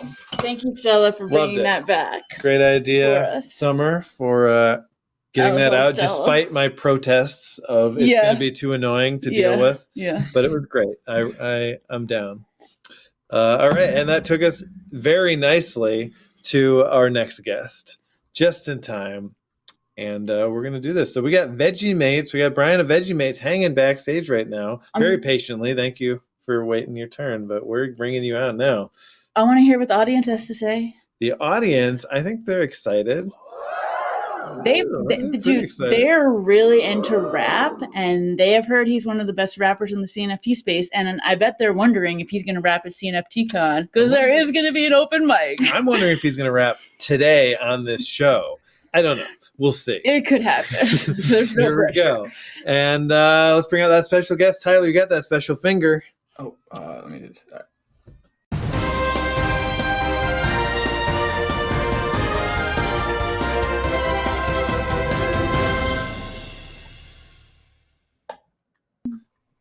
Oh, there you are. Hey. Whoa, wow. Look at that amazing background. Welcome. Got it figured out. Damn, where are you at? Where are you at? Yeah, VeggieMate land? Where are you at? Look at that. Yeah, it's the year 3021. It's a post-apocalyptic world, so I'm in the middle of it. Dude, we are thematically right on point with all the guests today. You know, it's like there is sort of this before everything gets messed up with Kfez trying to save it. Stop it. There's Jesse with like the before and after. This is like the far future. Yeah, that's true. After everything has gone horribly wrong. There's no humans, just vegetables and junk food. That's it. Well, and they are feuding. Well, welcome. Thank you so much for carving some time out to talk with us today. Hell yes. Yeah, thanks for having me on. It's funny because when I got into all this, I've been freestyle rapping forever. Like it's just what I heard earlier. I think you're asking Jesus too. Like how do they get away, or like how do they find their solace? And a lot of times when it's all pent up for me, like I'll just throw on a beat and just start freestyling. Hell yeah. Because they don't control what I'm gonna say, and it just like kind of gets it off the top. But I never thought it would come into play for this. I do the same thing with my cats. Like I just rap about my cats or like whatever is happening, and just like make up crazy songs because like good at it. I mean, it's practice. I'm getting to be like Wayne Brady on Whose Line, pretty much almost. You know, I think we're almost at that level, Brian. Yeah, dude, Shillamania is upon us. Can't wait. Yeah, I think you're taking home the gold. Yeah, this Sunday. Nearly. Here we go again. Oh yeah, we stayed the entire time last time. Okay, no, wait, no, we stayed like 6 hours. So we stayed the whole time. We'll probably stay 16 hours. Into the night. 16 hours. How long that show is. Big Joe is he's got some stamina. He does. In that bowl of his. That weed puts him on another level. Mm-hmm. Oh my god. Puts him in high energy places as well. Okay. So VeggieMates, can you give a layman's kind of description or the pitch, or what is and I love the lore of VeggieMates, so give us that too. Yeah, so we got a trailer coming out this weekend. They'll do a good job explaining it as well. They'll have some gameplay footage. So first thing I want to clear up: we're not a profile picture project. We're a utility project with profile pictures. And the concept is it's the VeggieMates versus the junkies. And so the junkies are going to be junk food. The VeggieMates are vegetables, like everybody's favorite vegetable, banana. And the concept is it's the year 3021. The humans are gone. We don't know where they went. All we know is that the two are at war and only one is going to survive. I relate to both of them very hard. Just gotta say, I relate to junkie and veg. I gotta ask too: is a banana actually a vegetable? Because I feel like totally a vegetable. Watermelons are vegetables. Oh, wow. Okay. In the future, it's a vegetable. I mean, it all gets anything nourishing becomes a vegetable in the future. Really, exactly. Oh, okay. Okay. So whose side are we on? We should vote. Let's go with the junkies. Let's go against the herd. Okay. I was surprised. I thought there'd be more junkies than veggies there, but people are they're lying to themselves. I have addiction in my past I'm open about, so I'm going to go with junkies. They see that broccoli and they think, sure, I could be a businessman. No, they're the French fries. Yeah. Are you really going to pass up the French fries and ketchup over, the broccoli when you've had, I mean, yeah. Broccoli can be really good, though. I know. It depends on the preparation, obviously. Oh, this is fun. That's great. Damn. Just like scrolling through Twitters. Well, I like that clarification. About how you were saying. I mean, I really like the farmers markets. I like that you're doing events. I like that you're always part of the community. And terrifying. This is the scariest one yet. He's going hard. And so I want to hear more about like how this idea came about and like what you want to do with it, and it doesn't have to be set in stone, but like so I love blockchain. I love decentralization. I actually was at a happy hour yesterday with my my VP, and he was telling me that blockchain's a pyramid scheme, and I didn't want to have that conversation right there, but I'm like, oh man, I gotta talk to you. because I think a lot of it's just a misunderstanding of the technology, but the more you learn about it, you realize, wait, this makes too much sense. And so I've always been very passionate about blockchain. I like literally never shut up about it. And I got into the CNFT space back in September from actually when smart contracts came out. I found Clay Nation is my first community. And when I joined, it was awesome. It was just so positive. I started talking to people, having like very genuine conversations with them. And I realized, oh crap, it's happening. Like I see something here. This is the future. And I knew I wanted to be a part of it. So me and the co-founders, we got together and we came up with this idea. Started with Mr. Potato Head, because he was like the first generative NFT kind of idea, right? True. And he drew up a banana, and we eventually came up with the name VeggieMates, and trying to think like, we want to make it like this versus thing. And VeggieMates is vegetables are healthy, so a big part of our community is healthier things like mental health, physical health. That's awesome. Financial health actually is another one we talk about. So then we're thinking, what's the opposing force? And it's the junk food, it's the junkies. And once we came up with that idea, we knew, we were like, oh, that's it right there, junkies, it's great. And the way it works is the VeggieMates are actually like the underground. They've kind of been oppressed and held down, and the junkies are the ones who live above ground. And it is the future. Surprising to me. Okay, interesting. Yeah. So that's how we came up with it. Behind you, see in your picture back there, we'd see some junkies maybe poking their head out. They're lurking. They're out there. Yeah. It seems to me like the junkies, they just need to have some vegetables in there. They just have never had together. They've just never had the environment of the healthy vegetables, and they could become VeggieMates too. They just need that chance. So here's the plot twist: is the VeggieMates need to eat junkies in order to live, and the junkies need to eat the vegetables. Oh yeah. So they actually got to eat each other in order to live. So balance. What's weird is when you get into French fries, because they were potatoes at one point. True. And they went bad. That's true. Yeah, there are some paradoxical veggie junk food things going on.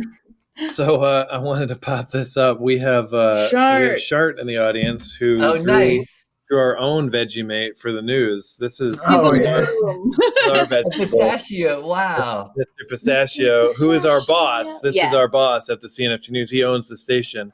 And Shart was kind enough to draw him for us and won a contest for it. But you're talking, it really, it was. I was thinking of it. It feels like it's got a connection here. That's us in a nutshell. Very nice. There it is. So what kind of things are you have you been doing, like with the community? Yeah, what's on the plate right now? Mm-hmm. Let's get punny with it. I usually got puns. I'll let them flow naturally, though. I won't force them.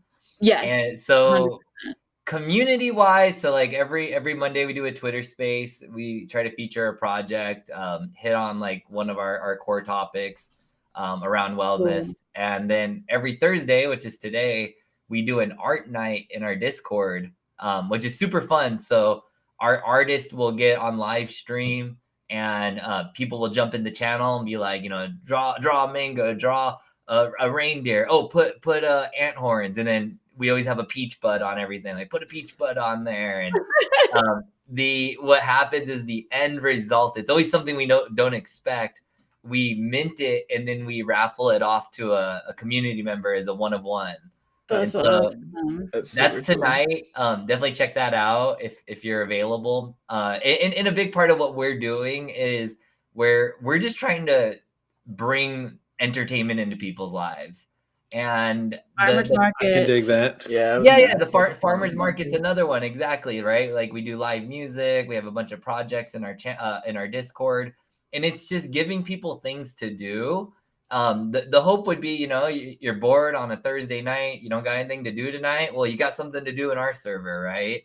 And that's really the core principle of our project. Is we are about wellness, we are about enriching the lives of others, but our way to do that is through entertainment. And so the entertainment that we're providing, we are developing a P2E tower defense game. So that's going to be the preview this weekend. We have comics, animations, and obviously and NFTs is a part of that. And all of that is going to be powered by our greens token. And so we also have a greens token paper that we dropped maybe 3 weeks ago. If you guys haven't read it, or if anybody on here is watching hasn't read it, we put a lot of thought into it. Definitely want to read it. Yeah, it's I try to make it not so boring, but it is very detailed. Cool. We care a lot about utility because we're blockchain nerds. So I like that's what it is for us, is just like when we look into projects ourselves, when we've made these type of like investments, a lot of times we care about utility. So for us, is really at the core of what we wanted to build. I'm really happy that you've got the wellness and entertainment going on, and it goes along so perfectly with veggies and junk food, because like entertainment is junk food in a way, but it's also healthy. Like we need to play, and we need to have farmers markets and events and places we can go. And like the fact that you came from clay makes so much sense, because I mean, we all have had that experience where it's like, damn, not knowing what to expect, and if people are just going to be kind of guarded and not that open, and then you get here and then they're so open and there's so much trust, and you can feel the palpable potential. And I love hearing person after person say that, and in a different way, and so I'm really happy you're here. I'm glad that resonates, because it's funny. I enjoy public speaking, and I'm in sales, or I've been in sales for a lot of my career. But I get a lot of social anxiety, and people don't know that about me, and I don't really talk about it with a lot of people in my real life, because it's something that like I'm embarrassed of. And when I'm online and I don't feel judged. It's a judge-free zone, right? And I could talk to people, random internet strangers, and have some of the most realist conversations I've ever had. Right. And you realize you're not alone, right? Exactly. And I think that's one of the biggest things for us, is like a lot of us feel alone thinking that way, and feel like, oh, I'm weak for thinking like that. But the reality is, you're not the only one. And it's so much stronger in reality, because it's so much easier to just go along with what everyone else is doing and be repressed and not express yourself and not be real and not talk about what's actually bothering you.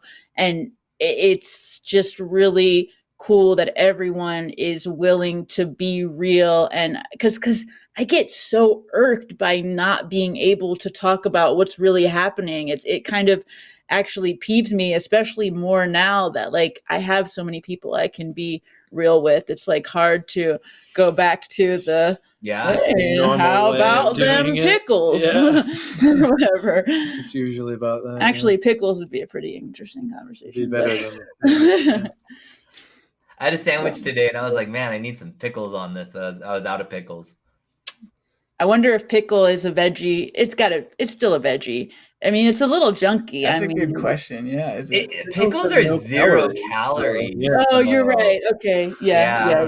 They're just an amazing veggie. That's all. Yeah. It's like maybe pickles are gonna make a guest appearance somewhere. Ooh, they definitely should. Surprise. Pretty tangy. Pickles are important. I wanted to ask you about greens. The greens token. Can you walk us through what that's all about?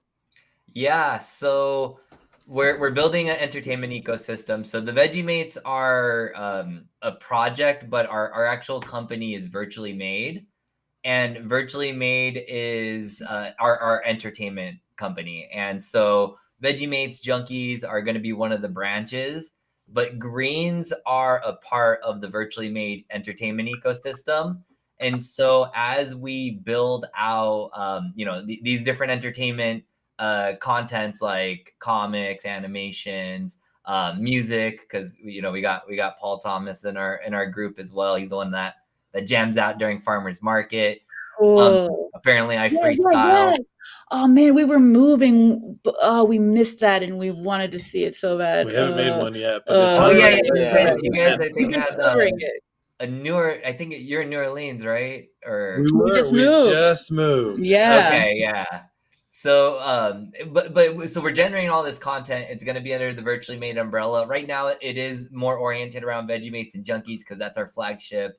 And what the Greens are is they're a way to interact with that. So like our play to earn game, that you'll be able to use your greens as advantages in the game. So as you're going through the tower defense, you can earn greens, but you can also use your greens as a currency to help you excel in the game. And so like finding that balance where it's like, oh, I want to earn some greens, but I don't want to spend too much, but I want to progress levels.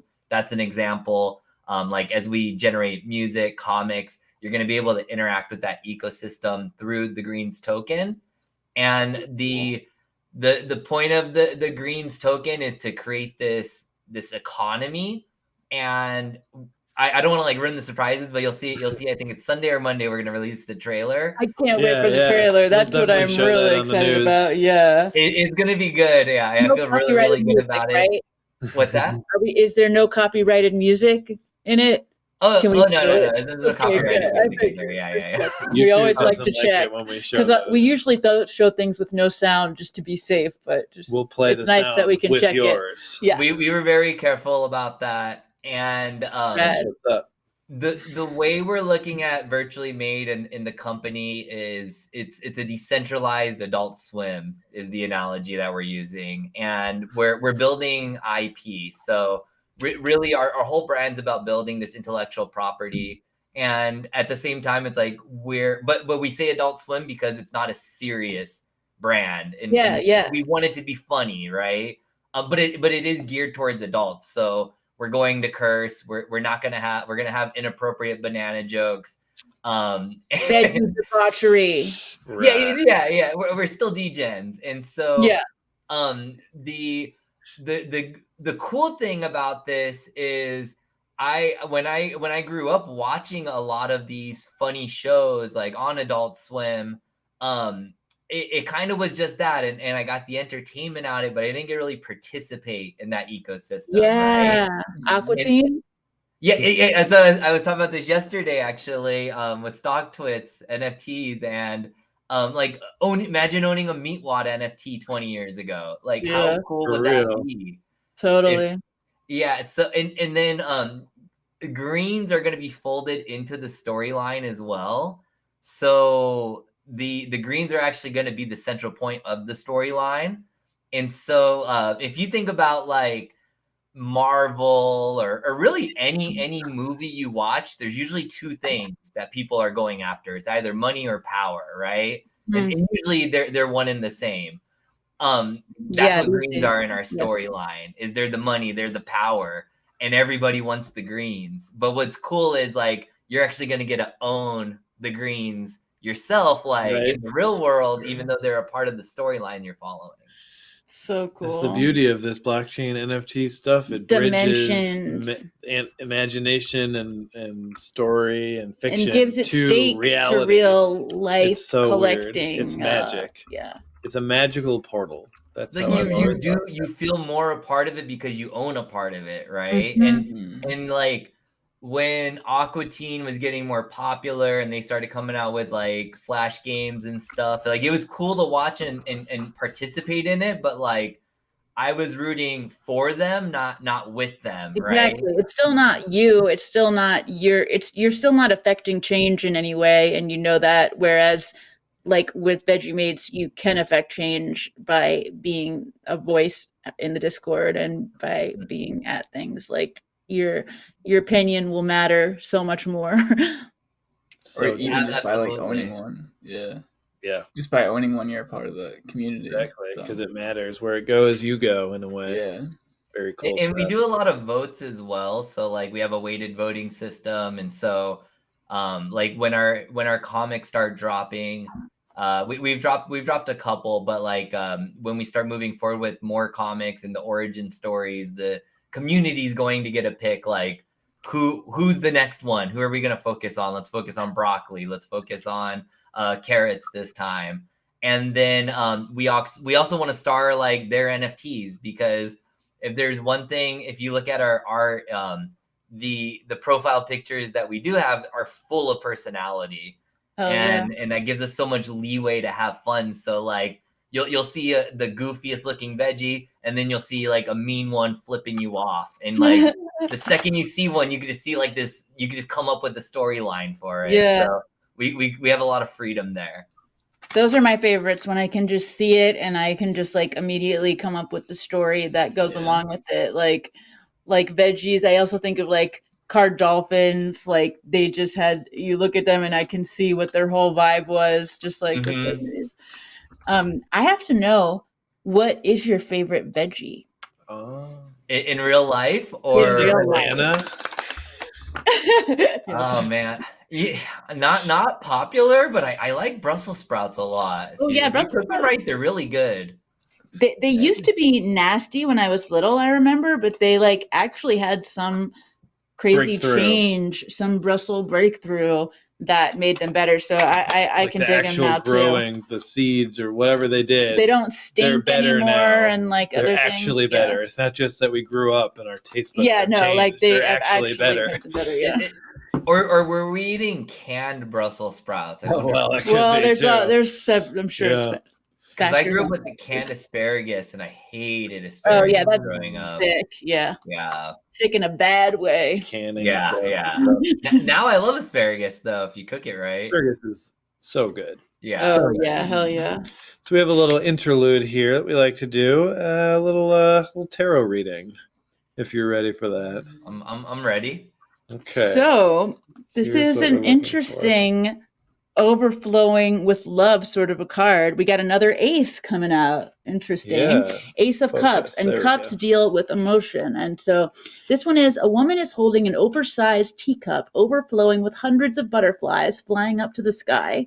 She holds the cup close to her heart, as the butterflies are a symbol of her deep feelings of affection and compassion. She's filled with love and is sharing her love with the rest of the world. She's looking down towards her own reflection in the water, which symbolizes the connection with her intuition and subconscious mind. Meaning, intimacy, deep emotions, compassion, intuition, love. So maybe, and that's your CNFT community reading. So yeah, that's deep. Yeah, I think it does sound like you're feeling that love. So I'm happy. We have such an awesome community, and like we're in such the early stages. Sometimes you feel like, oh, maybe I'm being overly optimistic, but I really do feel like lifetime relationships are being formed. No doubt. Yeah, like some of the conversations people are having, like you actually ask people like, how's your day going? You're not doing it to like just get it going. You're doing it because you care how their day is going, right? And you start learning about their lives more, and you start seeing them more and more as real people. And then we are going to CNFT Con as well. And I feel like that's going to be one of those moments where you're going to meet all these people, and they're strangers in the physical sense, but you're going to feel instant connection with them because you know them, right? It's going to be surreal. It's going to be surreal as hell, because it's like the first time we're ever experiencing this. And I have people that are my best friends. I mean, that's how it was when we met Tyler, actually. And Tyler and we had only been really working closely together for like 2 months. And then we met each other and we like instantly felt comfortable with each other. But it deepened it so much to hang out with each other and like stay at the same hotel with each other, you know? And so it's just going to be a lot of that spark of friendship and just like another dimension of it. It's going to be crazy. Oh yeah, I see your booth. Meet too many people. Yeah, we have a little preview of CNFT Con that we can't show anyone, but we're looking at it, and I was just like, oh yeah, let's see if I can find them on there. We got a good spot. Each other. You do. Yeah, yeah, we are going to be pretty close. We'll be able to walk right over there. Yeah. Oh man, good stuff. That's very nice. So okay. We wanna get back to the rapping because I think that was the main thing. The reason that we asked you on the show. Yes. That's the only reason I'm here. All your accomplishments of everything nice that you've done around here. How long have you been doing it? You know, how'd you get into this when thing? did you start sort of messing around? So like when I was in high school, I used to, I remember my yearbook's full of raps because I just remember we'd go, you know, everybody signs yearbooks. Yeah. We would write raps to each other, like freestyle battle in there, and that's a much better way to sign a yearbook. That's great. Yeah, it was really cool. Like they were awful. Now I read them back, and then I don't know. One day me and my friends, I think we were underage drinking, and we're like, let's throw some beats on and freestyle rap, and like we started going, and then we just kept doing it, and then probably like 4 or 5 years ago, my buddy and I started taking it a little bit more seriously and like actually started recording and every Friday we would meet up and do freestyles. And then I kind of faded away from it. And then I joined Stoners Club one day. Yeah. I heard Nudes and I heard Big Joe on there freestyling. I raised my hand and I jumped up and I was like, it kind of like rekindled the fire. So it's always a part of me. I've been doing it for a long time. I wouldn't say I'm a professional by any means, but I can name. Yeah. You're in it. Yeah. Well, you know, we can totally do it on the next time you come on the show. But if you have a few lines of something you might want to do, you know, I might have a little something. I'll have to go a cappella though, so I'll great. Let me get the beat started in my head here. VeggieMates on CNFT News. We got Jelly Bellies and the Project Jesus 2. If you haven't checked our white paper, give it a read through. We got our greens token. It's dropping this Q2. And we got a lot to prepare for in anticipation. Junkies, comics, P2E, and animations. And just in case you doubt in our abilities, this ain't no profile picture project. We all about utility. Oh, that's huge. Mic drop. Better than I ever could have imagined. Hold on, I'm mic dropping for you. Oh my god. Amazing. That was awesome. I can't stop smiling. I'm so happy. Good. Thank you for that. It's the best way to end a guest segment we've ever had. Yeah, totally. Very proud of you, Brian. Yeah, thank you. Yeah. I could almost guarantee I'll end up freestyling somehow at CNFT Con. Yeah. Apparently it's a part of me now. I also like some karaoke. I'm not much of a singer. We love karaoke. We're big into karaoke. You know, I wonder if we can make that happen at in Vegas. I'm sure they have some karaoke options after the con ends, you know. Yeah. Could be fun. Maybe that needs to be an event, a karaoke. Yeah. I would participate. And there's going to be an open mic, and I mean, you can get a karaoke machine for cheap as hell. Like we could do that at the hotel. On the stage. Yeah, because they're already going to have a DJ machine set up so that like tables. We'll talk to Marco. We'll get something going. Yeah, we've been talking to Marco. We might have a big surprise at CNFT Con too. So you guys talked about some stuff that might hint at it. So interesting. Right. Here we go. Looking forward to it. Keep an eye out. Well, cool. Well, we'll definitely hit up the Discord and check out that trailer. Check out the Greens paper. It's called the Greens paper, right? It's called Well, I mean, we call it the Greens paper. Some people call it white paper. Call it whatever you want. Just check it out. I promise you, like, it is very thorough. And we did put a lot of thought into it. So like while we take the company, we take our project very seriously. We don't take ourselves seriously, right? But like when it comes to project execution, we do treat that part like a business. Great. So don't let the flipping off corn fool you. We are very serious about everything that we put in there. We feel that. And Adam Dean, who we work with and respect quite a bit, wrote about your VeggieMates greens paper. He said that I have to say I wish more projects would put this sort of thought, research, and effort into their tokens on the front end before release.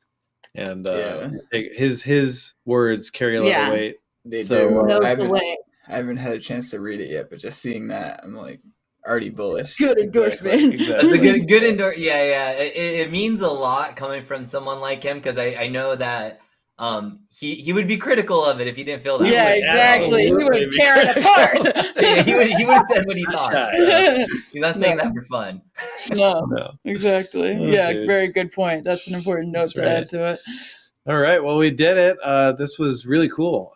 Better than anyone could have anticipated, I think. This whole show. I think the rap put it over to the beyond anticipation level. But thank you so much for coming. This was awesome. And we hope to keep talking to you. We want to be friends for sure. Yeah, absolutely. And I appreciate so much what you guys do for the community as well. And thank you for having us on the show. And I had a lot of fun. And, if I get on again, we'll have another rap. Maybe I'll rap too. Like maybe I get rap. Yeah, we'll have a cat rap. Go back and forth. All right, dude. This has been great. We'll definitely see you again. All right. Yeah. Thanks so much. All right. Awesome. 3 gas. Boom, bang, bang. Done. Bada bang. So boom. Good. So much fun. So many great people. I feel so honored to get to sit here and talk to so many of these awesome people. Mm-hmm. I know. And I just checked our page on YouTube. We have 174 subscribers. Oh yeah, not bad. And of course, these will all be posted to Buffy Bot, which has They've got a lot of subscribers. But our little branch off is doing good as well. And actually, that's almost exactly what we started with on Twitter in the very beginning of CNFT. We had 178 followers in March of last year. And now at almost 5,000. We're 4,500 we just hit, I think. Wow. And 5,000 on the news. Yeah. Pretty cool. It's weird to just see the number on the YouTube and just think in a year, who knows where we're going to be. Mm-hmm. So we're going to be doing this all the time, forever, going forward. Been doing since July. Loving it. So glad to get set up down here. Yeah, we're in the basement of our new place. And it's got room for this, and it's not going to be in the way. In the past, it was in the middle of our living room, and that was the whole living room. Yeah. But now we have we get to have our life separate from this, which is kind of nice. You know? Because it was hard to not work all the time when you're just like surrounded by your work environment. Exactly. Yeah. All right. So we actually have some other news related things to do. So we've got some drops to talk about, and we got some events, contests, and giveaways. So let's see what that's looking like. On the news.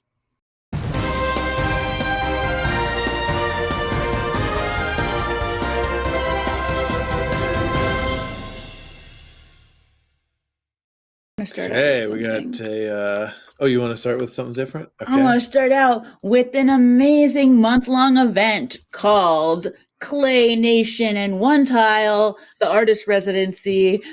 So this whole month they are having mindful March menus of awesomeness. They're releasing each week with all different sort of events on the menu. There have been, that we did something for Women's Week. There's been talk about like Twitter Spaces about being compassionate to yourself. Liv and I did one about Maslow's hierarchy of needs recently and the missing piece of that, transcendence. But I only am doing one small part of that. This is all One Tile. And it's really cool because they're doing like Sushi Temple. They're collaborating with a lot of people who are doing this wellness, personal development stuff in the community. And it just is really showing how much one tile has to offer, and I'm really enjoying it. There's also, yoga and interesting stretching, fascia by this like Olympic trainer. There's been so many cool things, and it's in the Claymate server. There are a bunch of cool, Monica. In the Claymate server, there are a bunch of one-tile channels, and there in the announcements, you can see everything that's on the menu for each week, and you can also see that on their Twitter. So I definitely recommend checking it out because it has been really enlightening. I don't know what else to say. I really enjoyed listening to y'all's space about the hierarchy, and you guys did a really good job. And attachment, yeah. Yeah, attachment and the whole deal, and just talking about where it came from and what's missing from the kind of standard understanding pyramid, of and this. The fact that it's not actually a pyramid, like you can do it in different stages. A businessman actually made the pyramid. Such a businessman thing to do. I heard Maslow's hierarchy of needs is a pyramid scheme.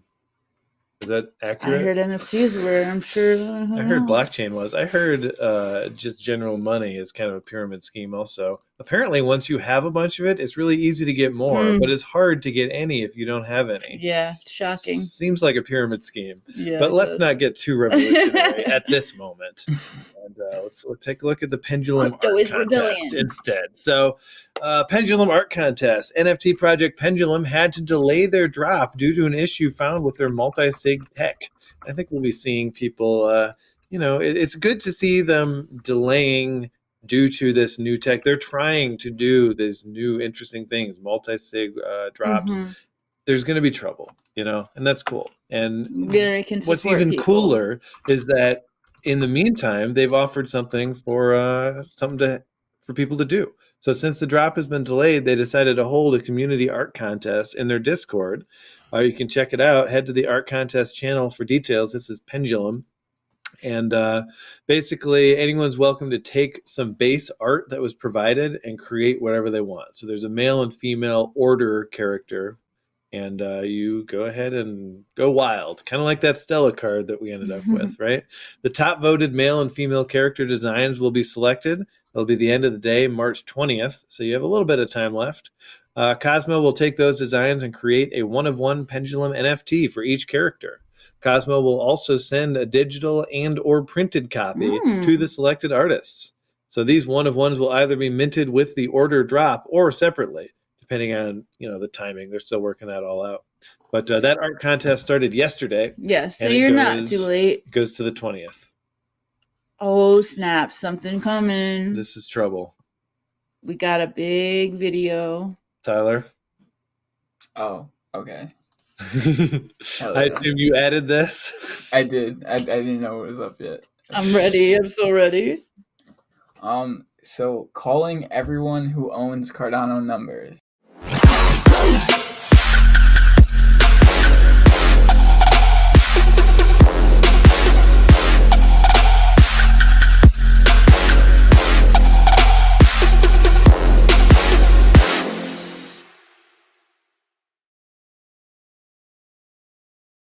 Trying to say Shout out to Meebo for that.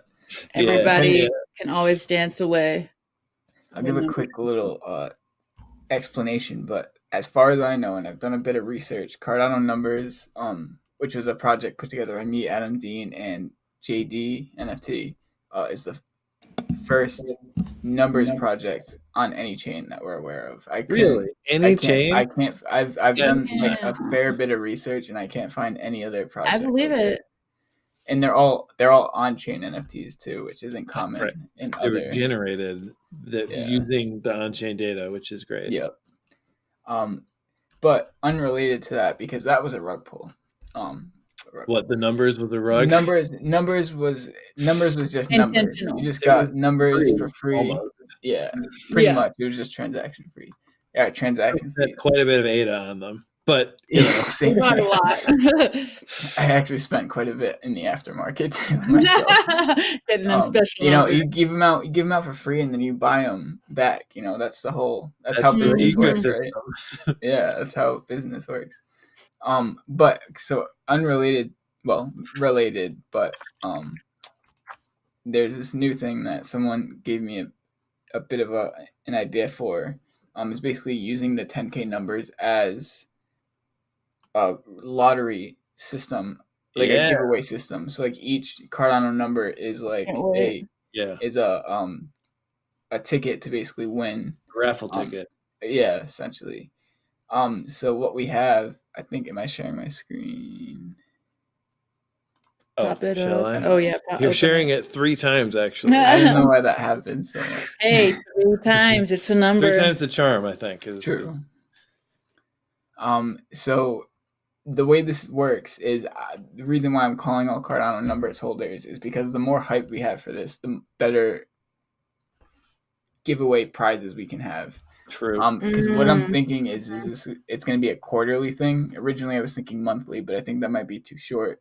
But what I'm thinking is throughout the month, people we will reach out to projects and get some NFTs to give away. And the way it'll work is at the end of the month or at the end of the quarter, we'll hold a Twitter space. Everyone who has a Cardano number can join, and then we'll basically select for each prize. We'll select a number 1 through 10,000, and whoever's holding that number will randomly receive the prize. So you don't gotta do anything as long as you're holding a Cardano number. I love that about it. You just don't have to do anything. I love. We have some. Yeah. One of my favorite things to do. And getting something from that. And we have some super awesome prizes so far. We get the Coin and Friends, the gold version. We got this awesome piece from Isla Diwa, Rico's project. We got a future bot, so you can get to watch Cascade if you get that. Yeah. We got a dope Heartbreak Club. These are awesome. We got a whole. This will be one winner. A whole Cute Creatures bundle. Damn. The numbers thing is for this wall. Oh yeah. So someone's gonna get 100,000 rad tokens. That's one of the. Yep. Somebody in chat was saying they needed rad. That's like $100, I think, right now. Yeah. Well, ADA being what it is. Yeah. But yeah, so I really want to call all Cardano numbers holders, and like the more hype we have. Oh, I forgot one. Well, numbers is for this wallet. So if anyone wants to donate, the wallet is literally just we'll send some. Just numbers. Yeah, we totally will. We'll send in a grape awake. Oh hell yeah. But this is gonna be another prize someone can win. Winner. Oh, that's a prize. Be appropriate. Yeah. Cool. Nice. I like it. The numbers is for the wallet. But obviously. Winner. Yeah. Winner's good. And yeah, we have the little Twitter account. It's still growing, only 84 followers, but we have this whole thread. So every time a new prize gets added, I just add another thing onto the thread, and where's have the more thread? For it. Oh, I see. That's it. Wait, this is. No, this is. Well, the whole thing is it. Yeah, it's pinned to the top. It starts with, it says February 2022, but it's changed. Oh, yes. A bit. Awesome. Okay. So yeah, if anyone has I gotta retweet that. Cool. Nice. All right, Cardano numbers. That's what's up. Okay, so another art contest here. Her World. I think I'll let her talk about this one. All right. Oh man, these are really pretty. So soon to be released NFT project Her World is holding an art contest with the chance to get your artwork featured in their collection. They're providing a template so you can create a design and enter. The NFTs will be sent to the winners on mint day. There will be 5 winners picked, 2 winners picked by the project team, 3 winners picked by the community. Head to the One of a Kind comp channel in their Discord for all the details. One of a Kind comp channel. Let's see. Wait. Oh, this is by Kfez. Is that what's happening? I'm looking at this. Yeah. I got vibes here. Well, I was thinking it was a collab.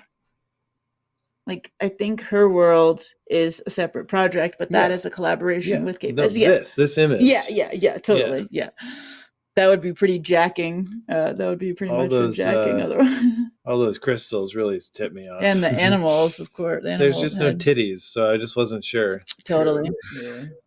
Was It's that under it? the shirt. Okay, cool. Another thing to show off is something that Shart just told us. He's out of here, but every day or every week he's got a show, 3:30 Eastern on Friday. It's a Twitter space. It's basically just Shart playing music. Amazing music. Yeah, original music covers. Requests. He takes requests, and it's always a good time. Always great vibes with Shart. So definitely check that out. Give Shart a follow. Love you, Shart. He's a He made our Mr. Pistachio. Yeah, I mean, how can you say no? How could you say no to this man telling you suck?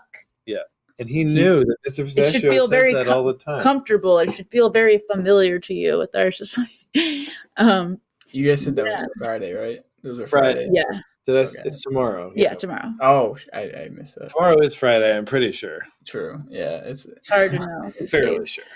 All right.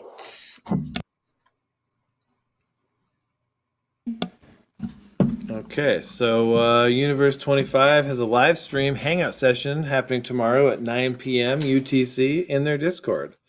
So you'll be able to meet the team members as well as watch their artist, Flavio Duarte, draw a 1/1 for clicks.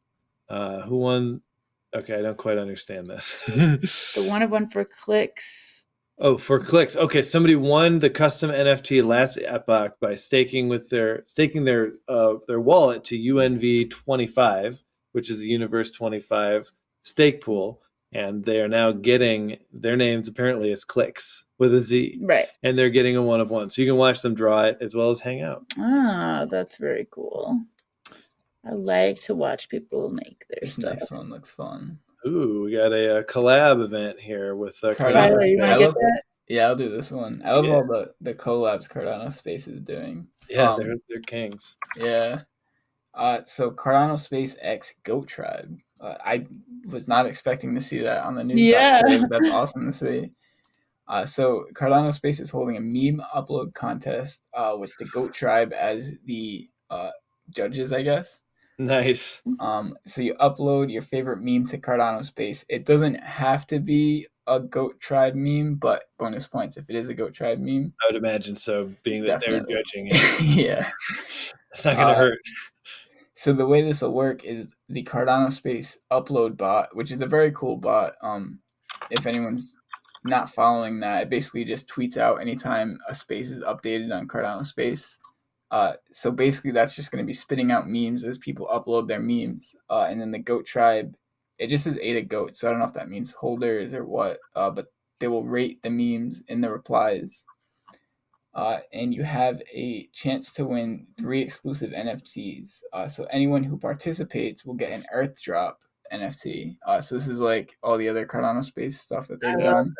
Yeah. So like he'll receive like a little, probably something similar to this thing on screen. Maybe. Cool. At the end of the week, the GOATS team will make a final verdict, and the very best meme will receive an ultra rare 1/1 NFT, and the 5 runners up will receive a rare 1/5 NFT. And the deadline to upload is Wednesday the 23rd at 4 UTC. All right. All right. And of course, Go Cardano Space. We've They're mentioned so awesome. this before, but Cardanium Marbles tomorrow night, 10 p.m. Pacific. The interns will be there. Tyler will be there in the audience, I assume, trying to win that marble. He's been chasing that marble. I had good luck. I think it's the Sushi Bite. They give me good luck. I need them there every week. That's right. You won one race last week. Yeah. I could see that. I could believe it. Just get Jenny to wish you good luck. Yeah, at least. The only 2 giveaways that I've ever won was that and another one in their Twitter space a few months ago or a few weeks ago. I forget. Well, you are, and you know that we are giving you that marble if we ever win, because depending on what it is. I mean, if it's a void marble, we're not going to. You can't give me a marble if you win. Yeah. If it's a normal looking marble, we don't need. But I really do think your time is coming. You are an avid Aeonium Sky. It's time. It's time. You're gonna get it. I'm petitioning for it. Going. I have fuck,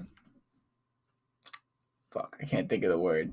I'm like good with the fact if I don't own a marble. Oh, you've accepted. Come to terms. I've come to terms. It was eating me up before, but now it's, you know what I mean. You gotta spread That's the how air out. you You get got one. that exactly. You You're right. You gotta let and it will go. come to you. That's exactly right. And you know that you've got eggs. You've got special things that we don't have that I others actually have. don't have eggs. I trade my eggs immediately Well, you for have vault vault stuff. things. Oh, Yeah. You don't want to sit on an egg. That's wrong. No. That's for chickens. Sit on the eggs. Okay, let's go to our next segment. This is Drop It Like It's Hot. Ooh. Everybody tunes in to watch this segment. Time to point out these are the new things that are coming. Maybe you know about it. Maybe you don't.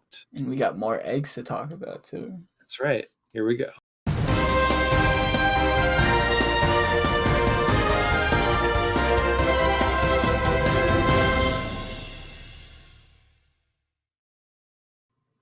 All right, here we go. So fun plastic. Fun plastic. Yes. Now this is something by the Benjamins group, and it does involve eggs. I know you've all been waiting for it, so I'm going to pop up this explanation comic.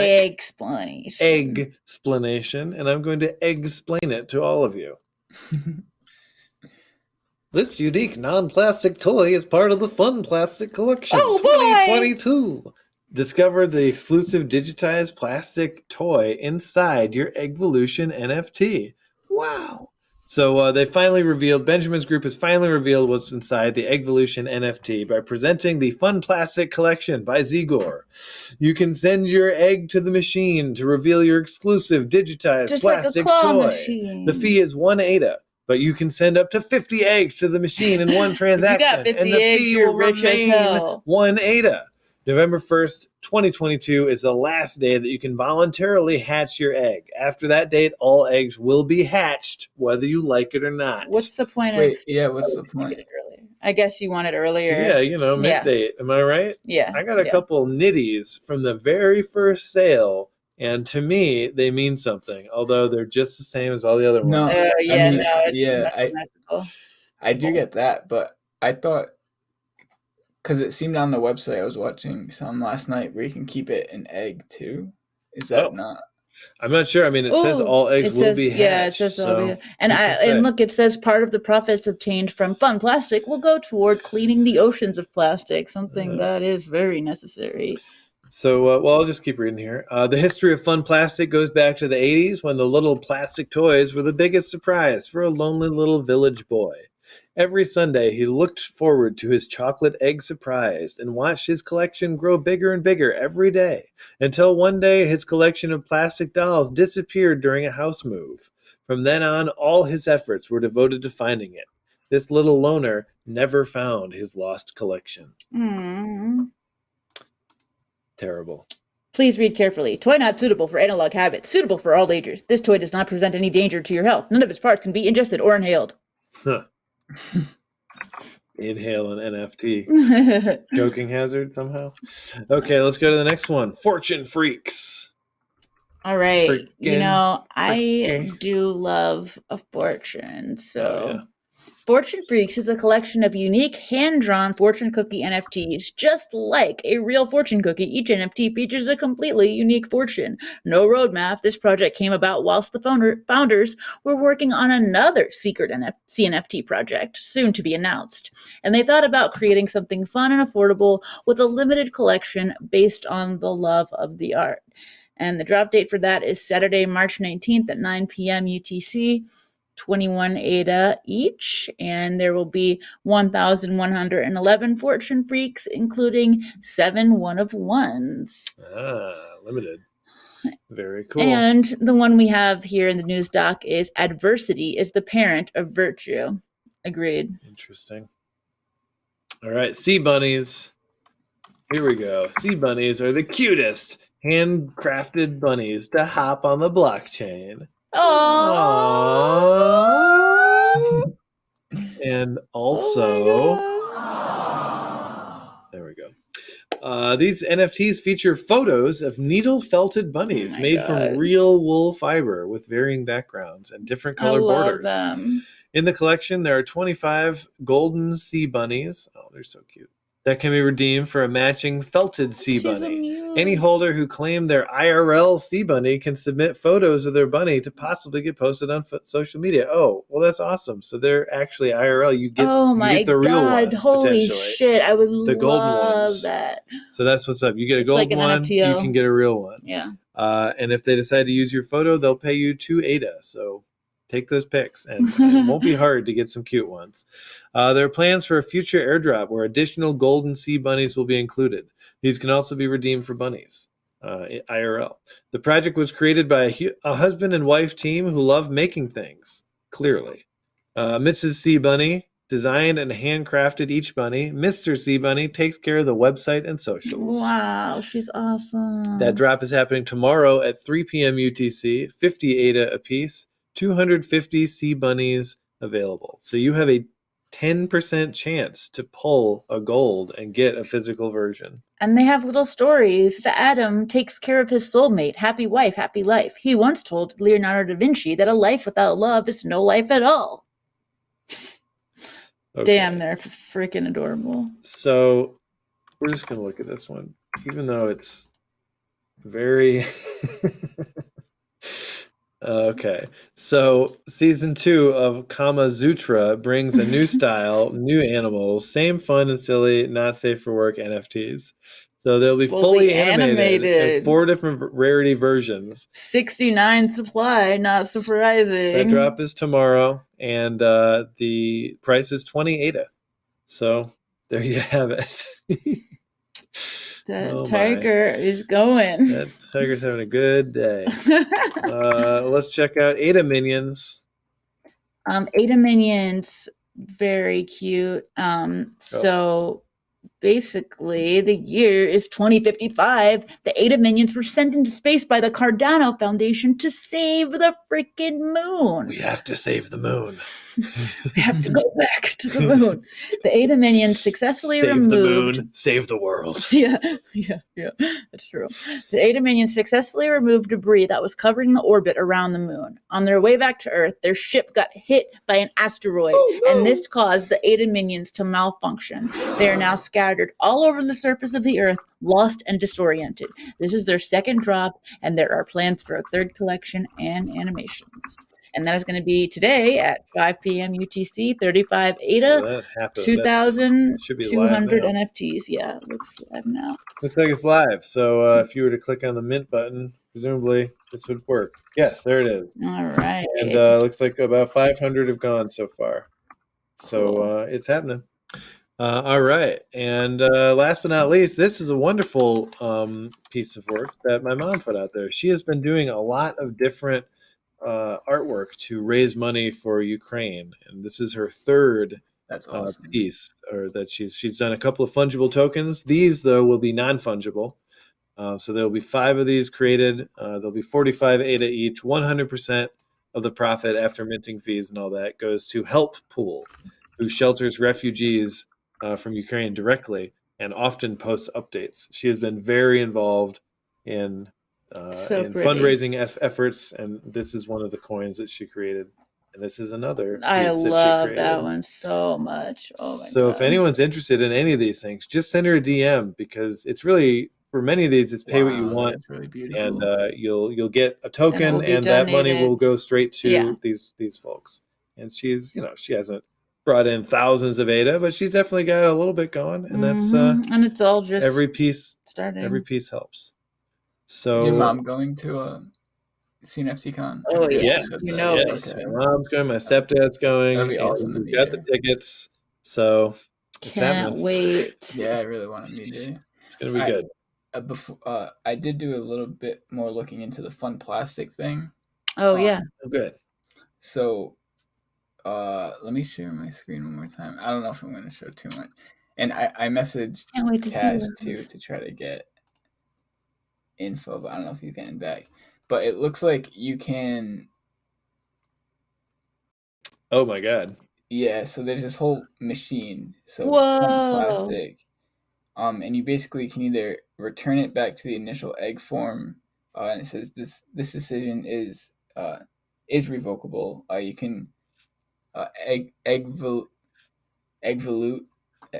You can evolve. I can't say that. Eggvolution. You can evolve your to fun plastic at any time. Pretty sure. So you can basically either choose to put it back into egg form and then change it anytime in the future, or change it into a fun plastic right now. And I think like you do this. Oh yeah, and then it asks you gotta actually have all that, you know. Yeah, that's too bad we so gave cool. our egg away to some jerk who was watching the show. We could No, have kept he's it not. ourselves. I bet I talked to him when he got the egg. I wonder what he's saying now. Oh, we're gonna have to see what he got. Yeah, we're gonna have to follow up. That's our Mhm. baby. Yeah, we had to put up for adoption because we couldn't take care of it. But yeah, so I guess. All right. I'm That's assuming great. That's great extra clarification. Yeah, very cute. Very, very cool system. Any other deets here? Not really. Maybe I know the website out, people. Yeah, check out the website. You'll find it all. And check out their Discord too, probably. Yeah. We're just pointing you in that direction. And I just gotta say real quick that you guys need to be watching out for Atreyu. They're gonna be coming on the show soon. Atreyu and Threefold Bold. They made an NFT that has blown my mind. It is so experiential and oh man, it's like one of the coolest things ever. So just keep your eyes more peeled details for coming. Atreyu. Yeah. Well, that's next week. Atreyu is next week. Okay, cool. Along with we got Mystic Monks, we got Atreyu. And so next Thursday is Atreyu and Billy Martin from Occult Archives, also from Good Charlotte. And that's on Thursday, the 24th. And on Monday, we have Mystic Monks. So great stuff coming up. Then the next Monday, we have our extravaganza episode, which we've already started filling up pretty well. Best month ever. If we have an extra spot, we do. We currently have some space. Yeah. We've only got about obviously half we're kind of discussing and throwing around some names. We have a big list of people who have requested to be on the show that we kind of, especially the extravaganzas were invented so that we could get some of these people on, because like we don't have time for everybody, and so but we do have time for everybody if we festivalize it. That's right. So it's an extravaganza. And we're having a good time. We're excited to be here with Jenny y'all. will love that. Yeah. And let's wrap it up because I'm hungry. Happy St. Patty Day. I hope that y'all Happy St. Patrick's have Day. some celebration. May the luck of the Irish be upon you. Yeah, exactly. Pinch yourself. Don't pinch other people. That's rude. True. But can I show off one more project real quick? Very quick. Make it snappy. Yeah, I'm literally just gonna scroll through. No, I want to know. The Everyday Sunshine by Rude. Go check them out. That's all. Just read our article on. Hell yes. Read our article. You wrote this one? Yeah, because they are. It's one of the probably the coolest art projects on Cardano right now. It's amazing. It's so. I mean, just like. Did we mint any of these? No, not yet. We gotta get in there. No. Because I mean, each one is completely different, and it's from years. It won't even play on the screen because it won't even play right now because it's just I don't know. Too hot. There we go. It doesn't want to go. There's so many. There's so many drastically different. Drop that link in the chat. Yeah. All the info is in the article. And it's Everyday Sunshine, and it's Rude. I think it's like Ruben and D, and they are like they've been around since like 90s. Yeah. There it is. Check that out. Hell yeah. All right. Yes, Jenny, we are having a great time in our new house. It's been a lot of work, but we're tired, there and but we're taking happy. care of the cats who are constantly freaking out. Yeah, how are they doing? They're like the worlds are shifting. They've never seen the environment change at all, and it's like melting and it was all white and ice, and now it's all melted. Jackin went out today for the first time. What is happening? Jackin really went exploring for the first time without us outside at all, and he's getting a little better. But then he came in and just started screaming I have so much to tell you. What's happening? Following him around and telling him it's all right. Yeah. How are you guys doing? Because it's probably like you guys were in more of a city area now. It's more rural, right? Yeah. The difference is that there isn't that much of a difference because we Yeah, were 'cause we in a stayed bunker here, yeah. in the city. We were inside. We never wanted to go outside And because we what didn't can want you to do? see our Yeah. neighbors and shit. Like, Too many neighbors. I made I friends like with the people, but neighbor they that need I to have some regretted, distance. and yeah, This is good. it's just much better. It's I just kind of reach across and get a little vibe. yeah, exactly. No. And we're close to his family, away from my family. That's where I grew up, so I'm kind of like looking good. around and being like, oh yeah, I remember that. Oh, I remember that too. But we're like 45 minutes away from where I grew up, so we kind of overlap our territories a little bit, but it's enough that I'm like remembering some stuff. Yeah. All right, y'all. It's been real. Sign out. Oh yeah, I forgot. We're like on the news. Yeah. For the CNFT news, I'm Scott Chestnut. I'm Summer Horsegrave. And I'm What Spaces.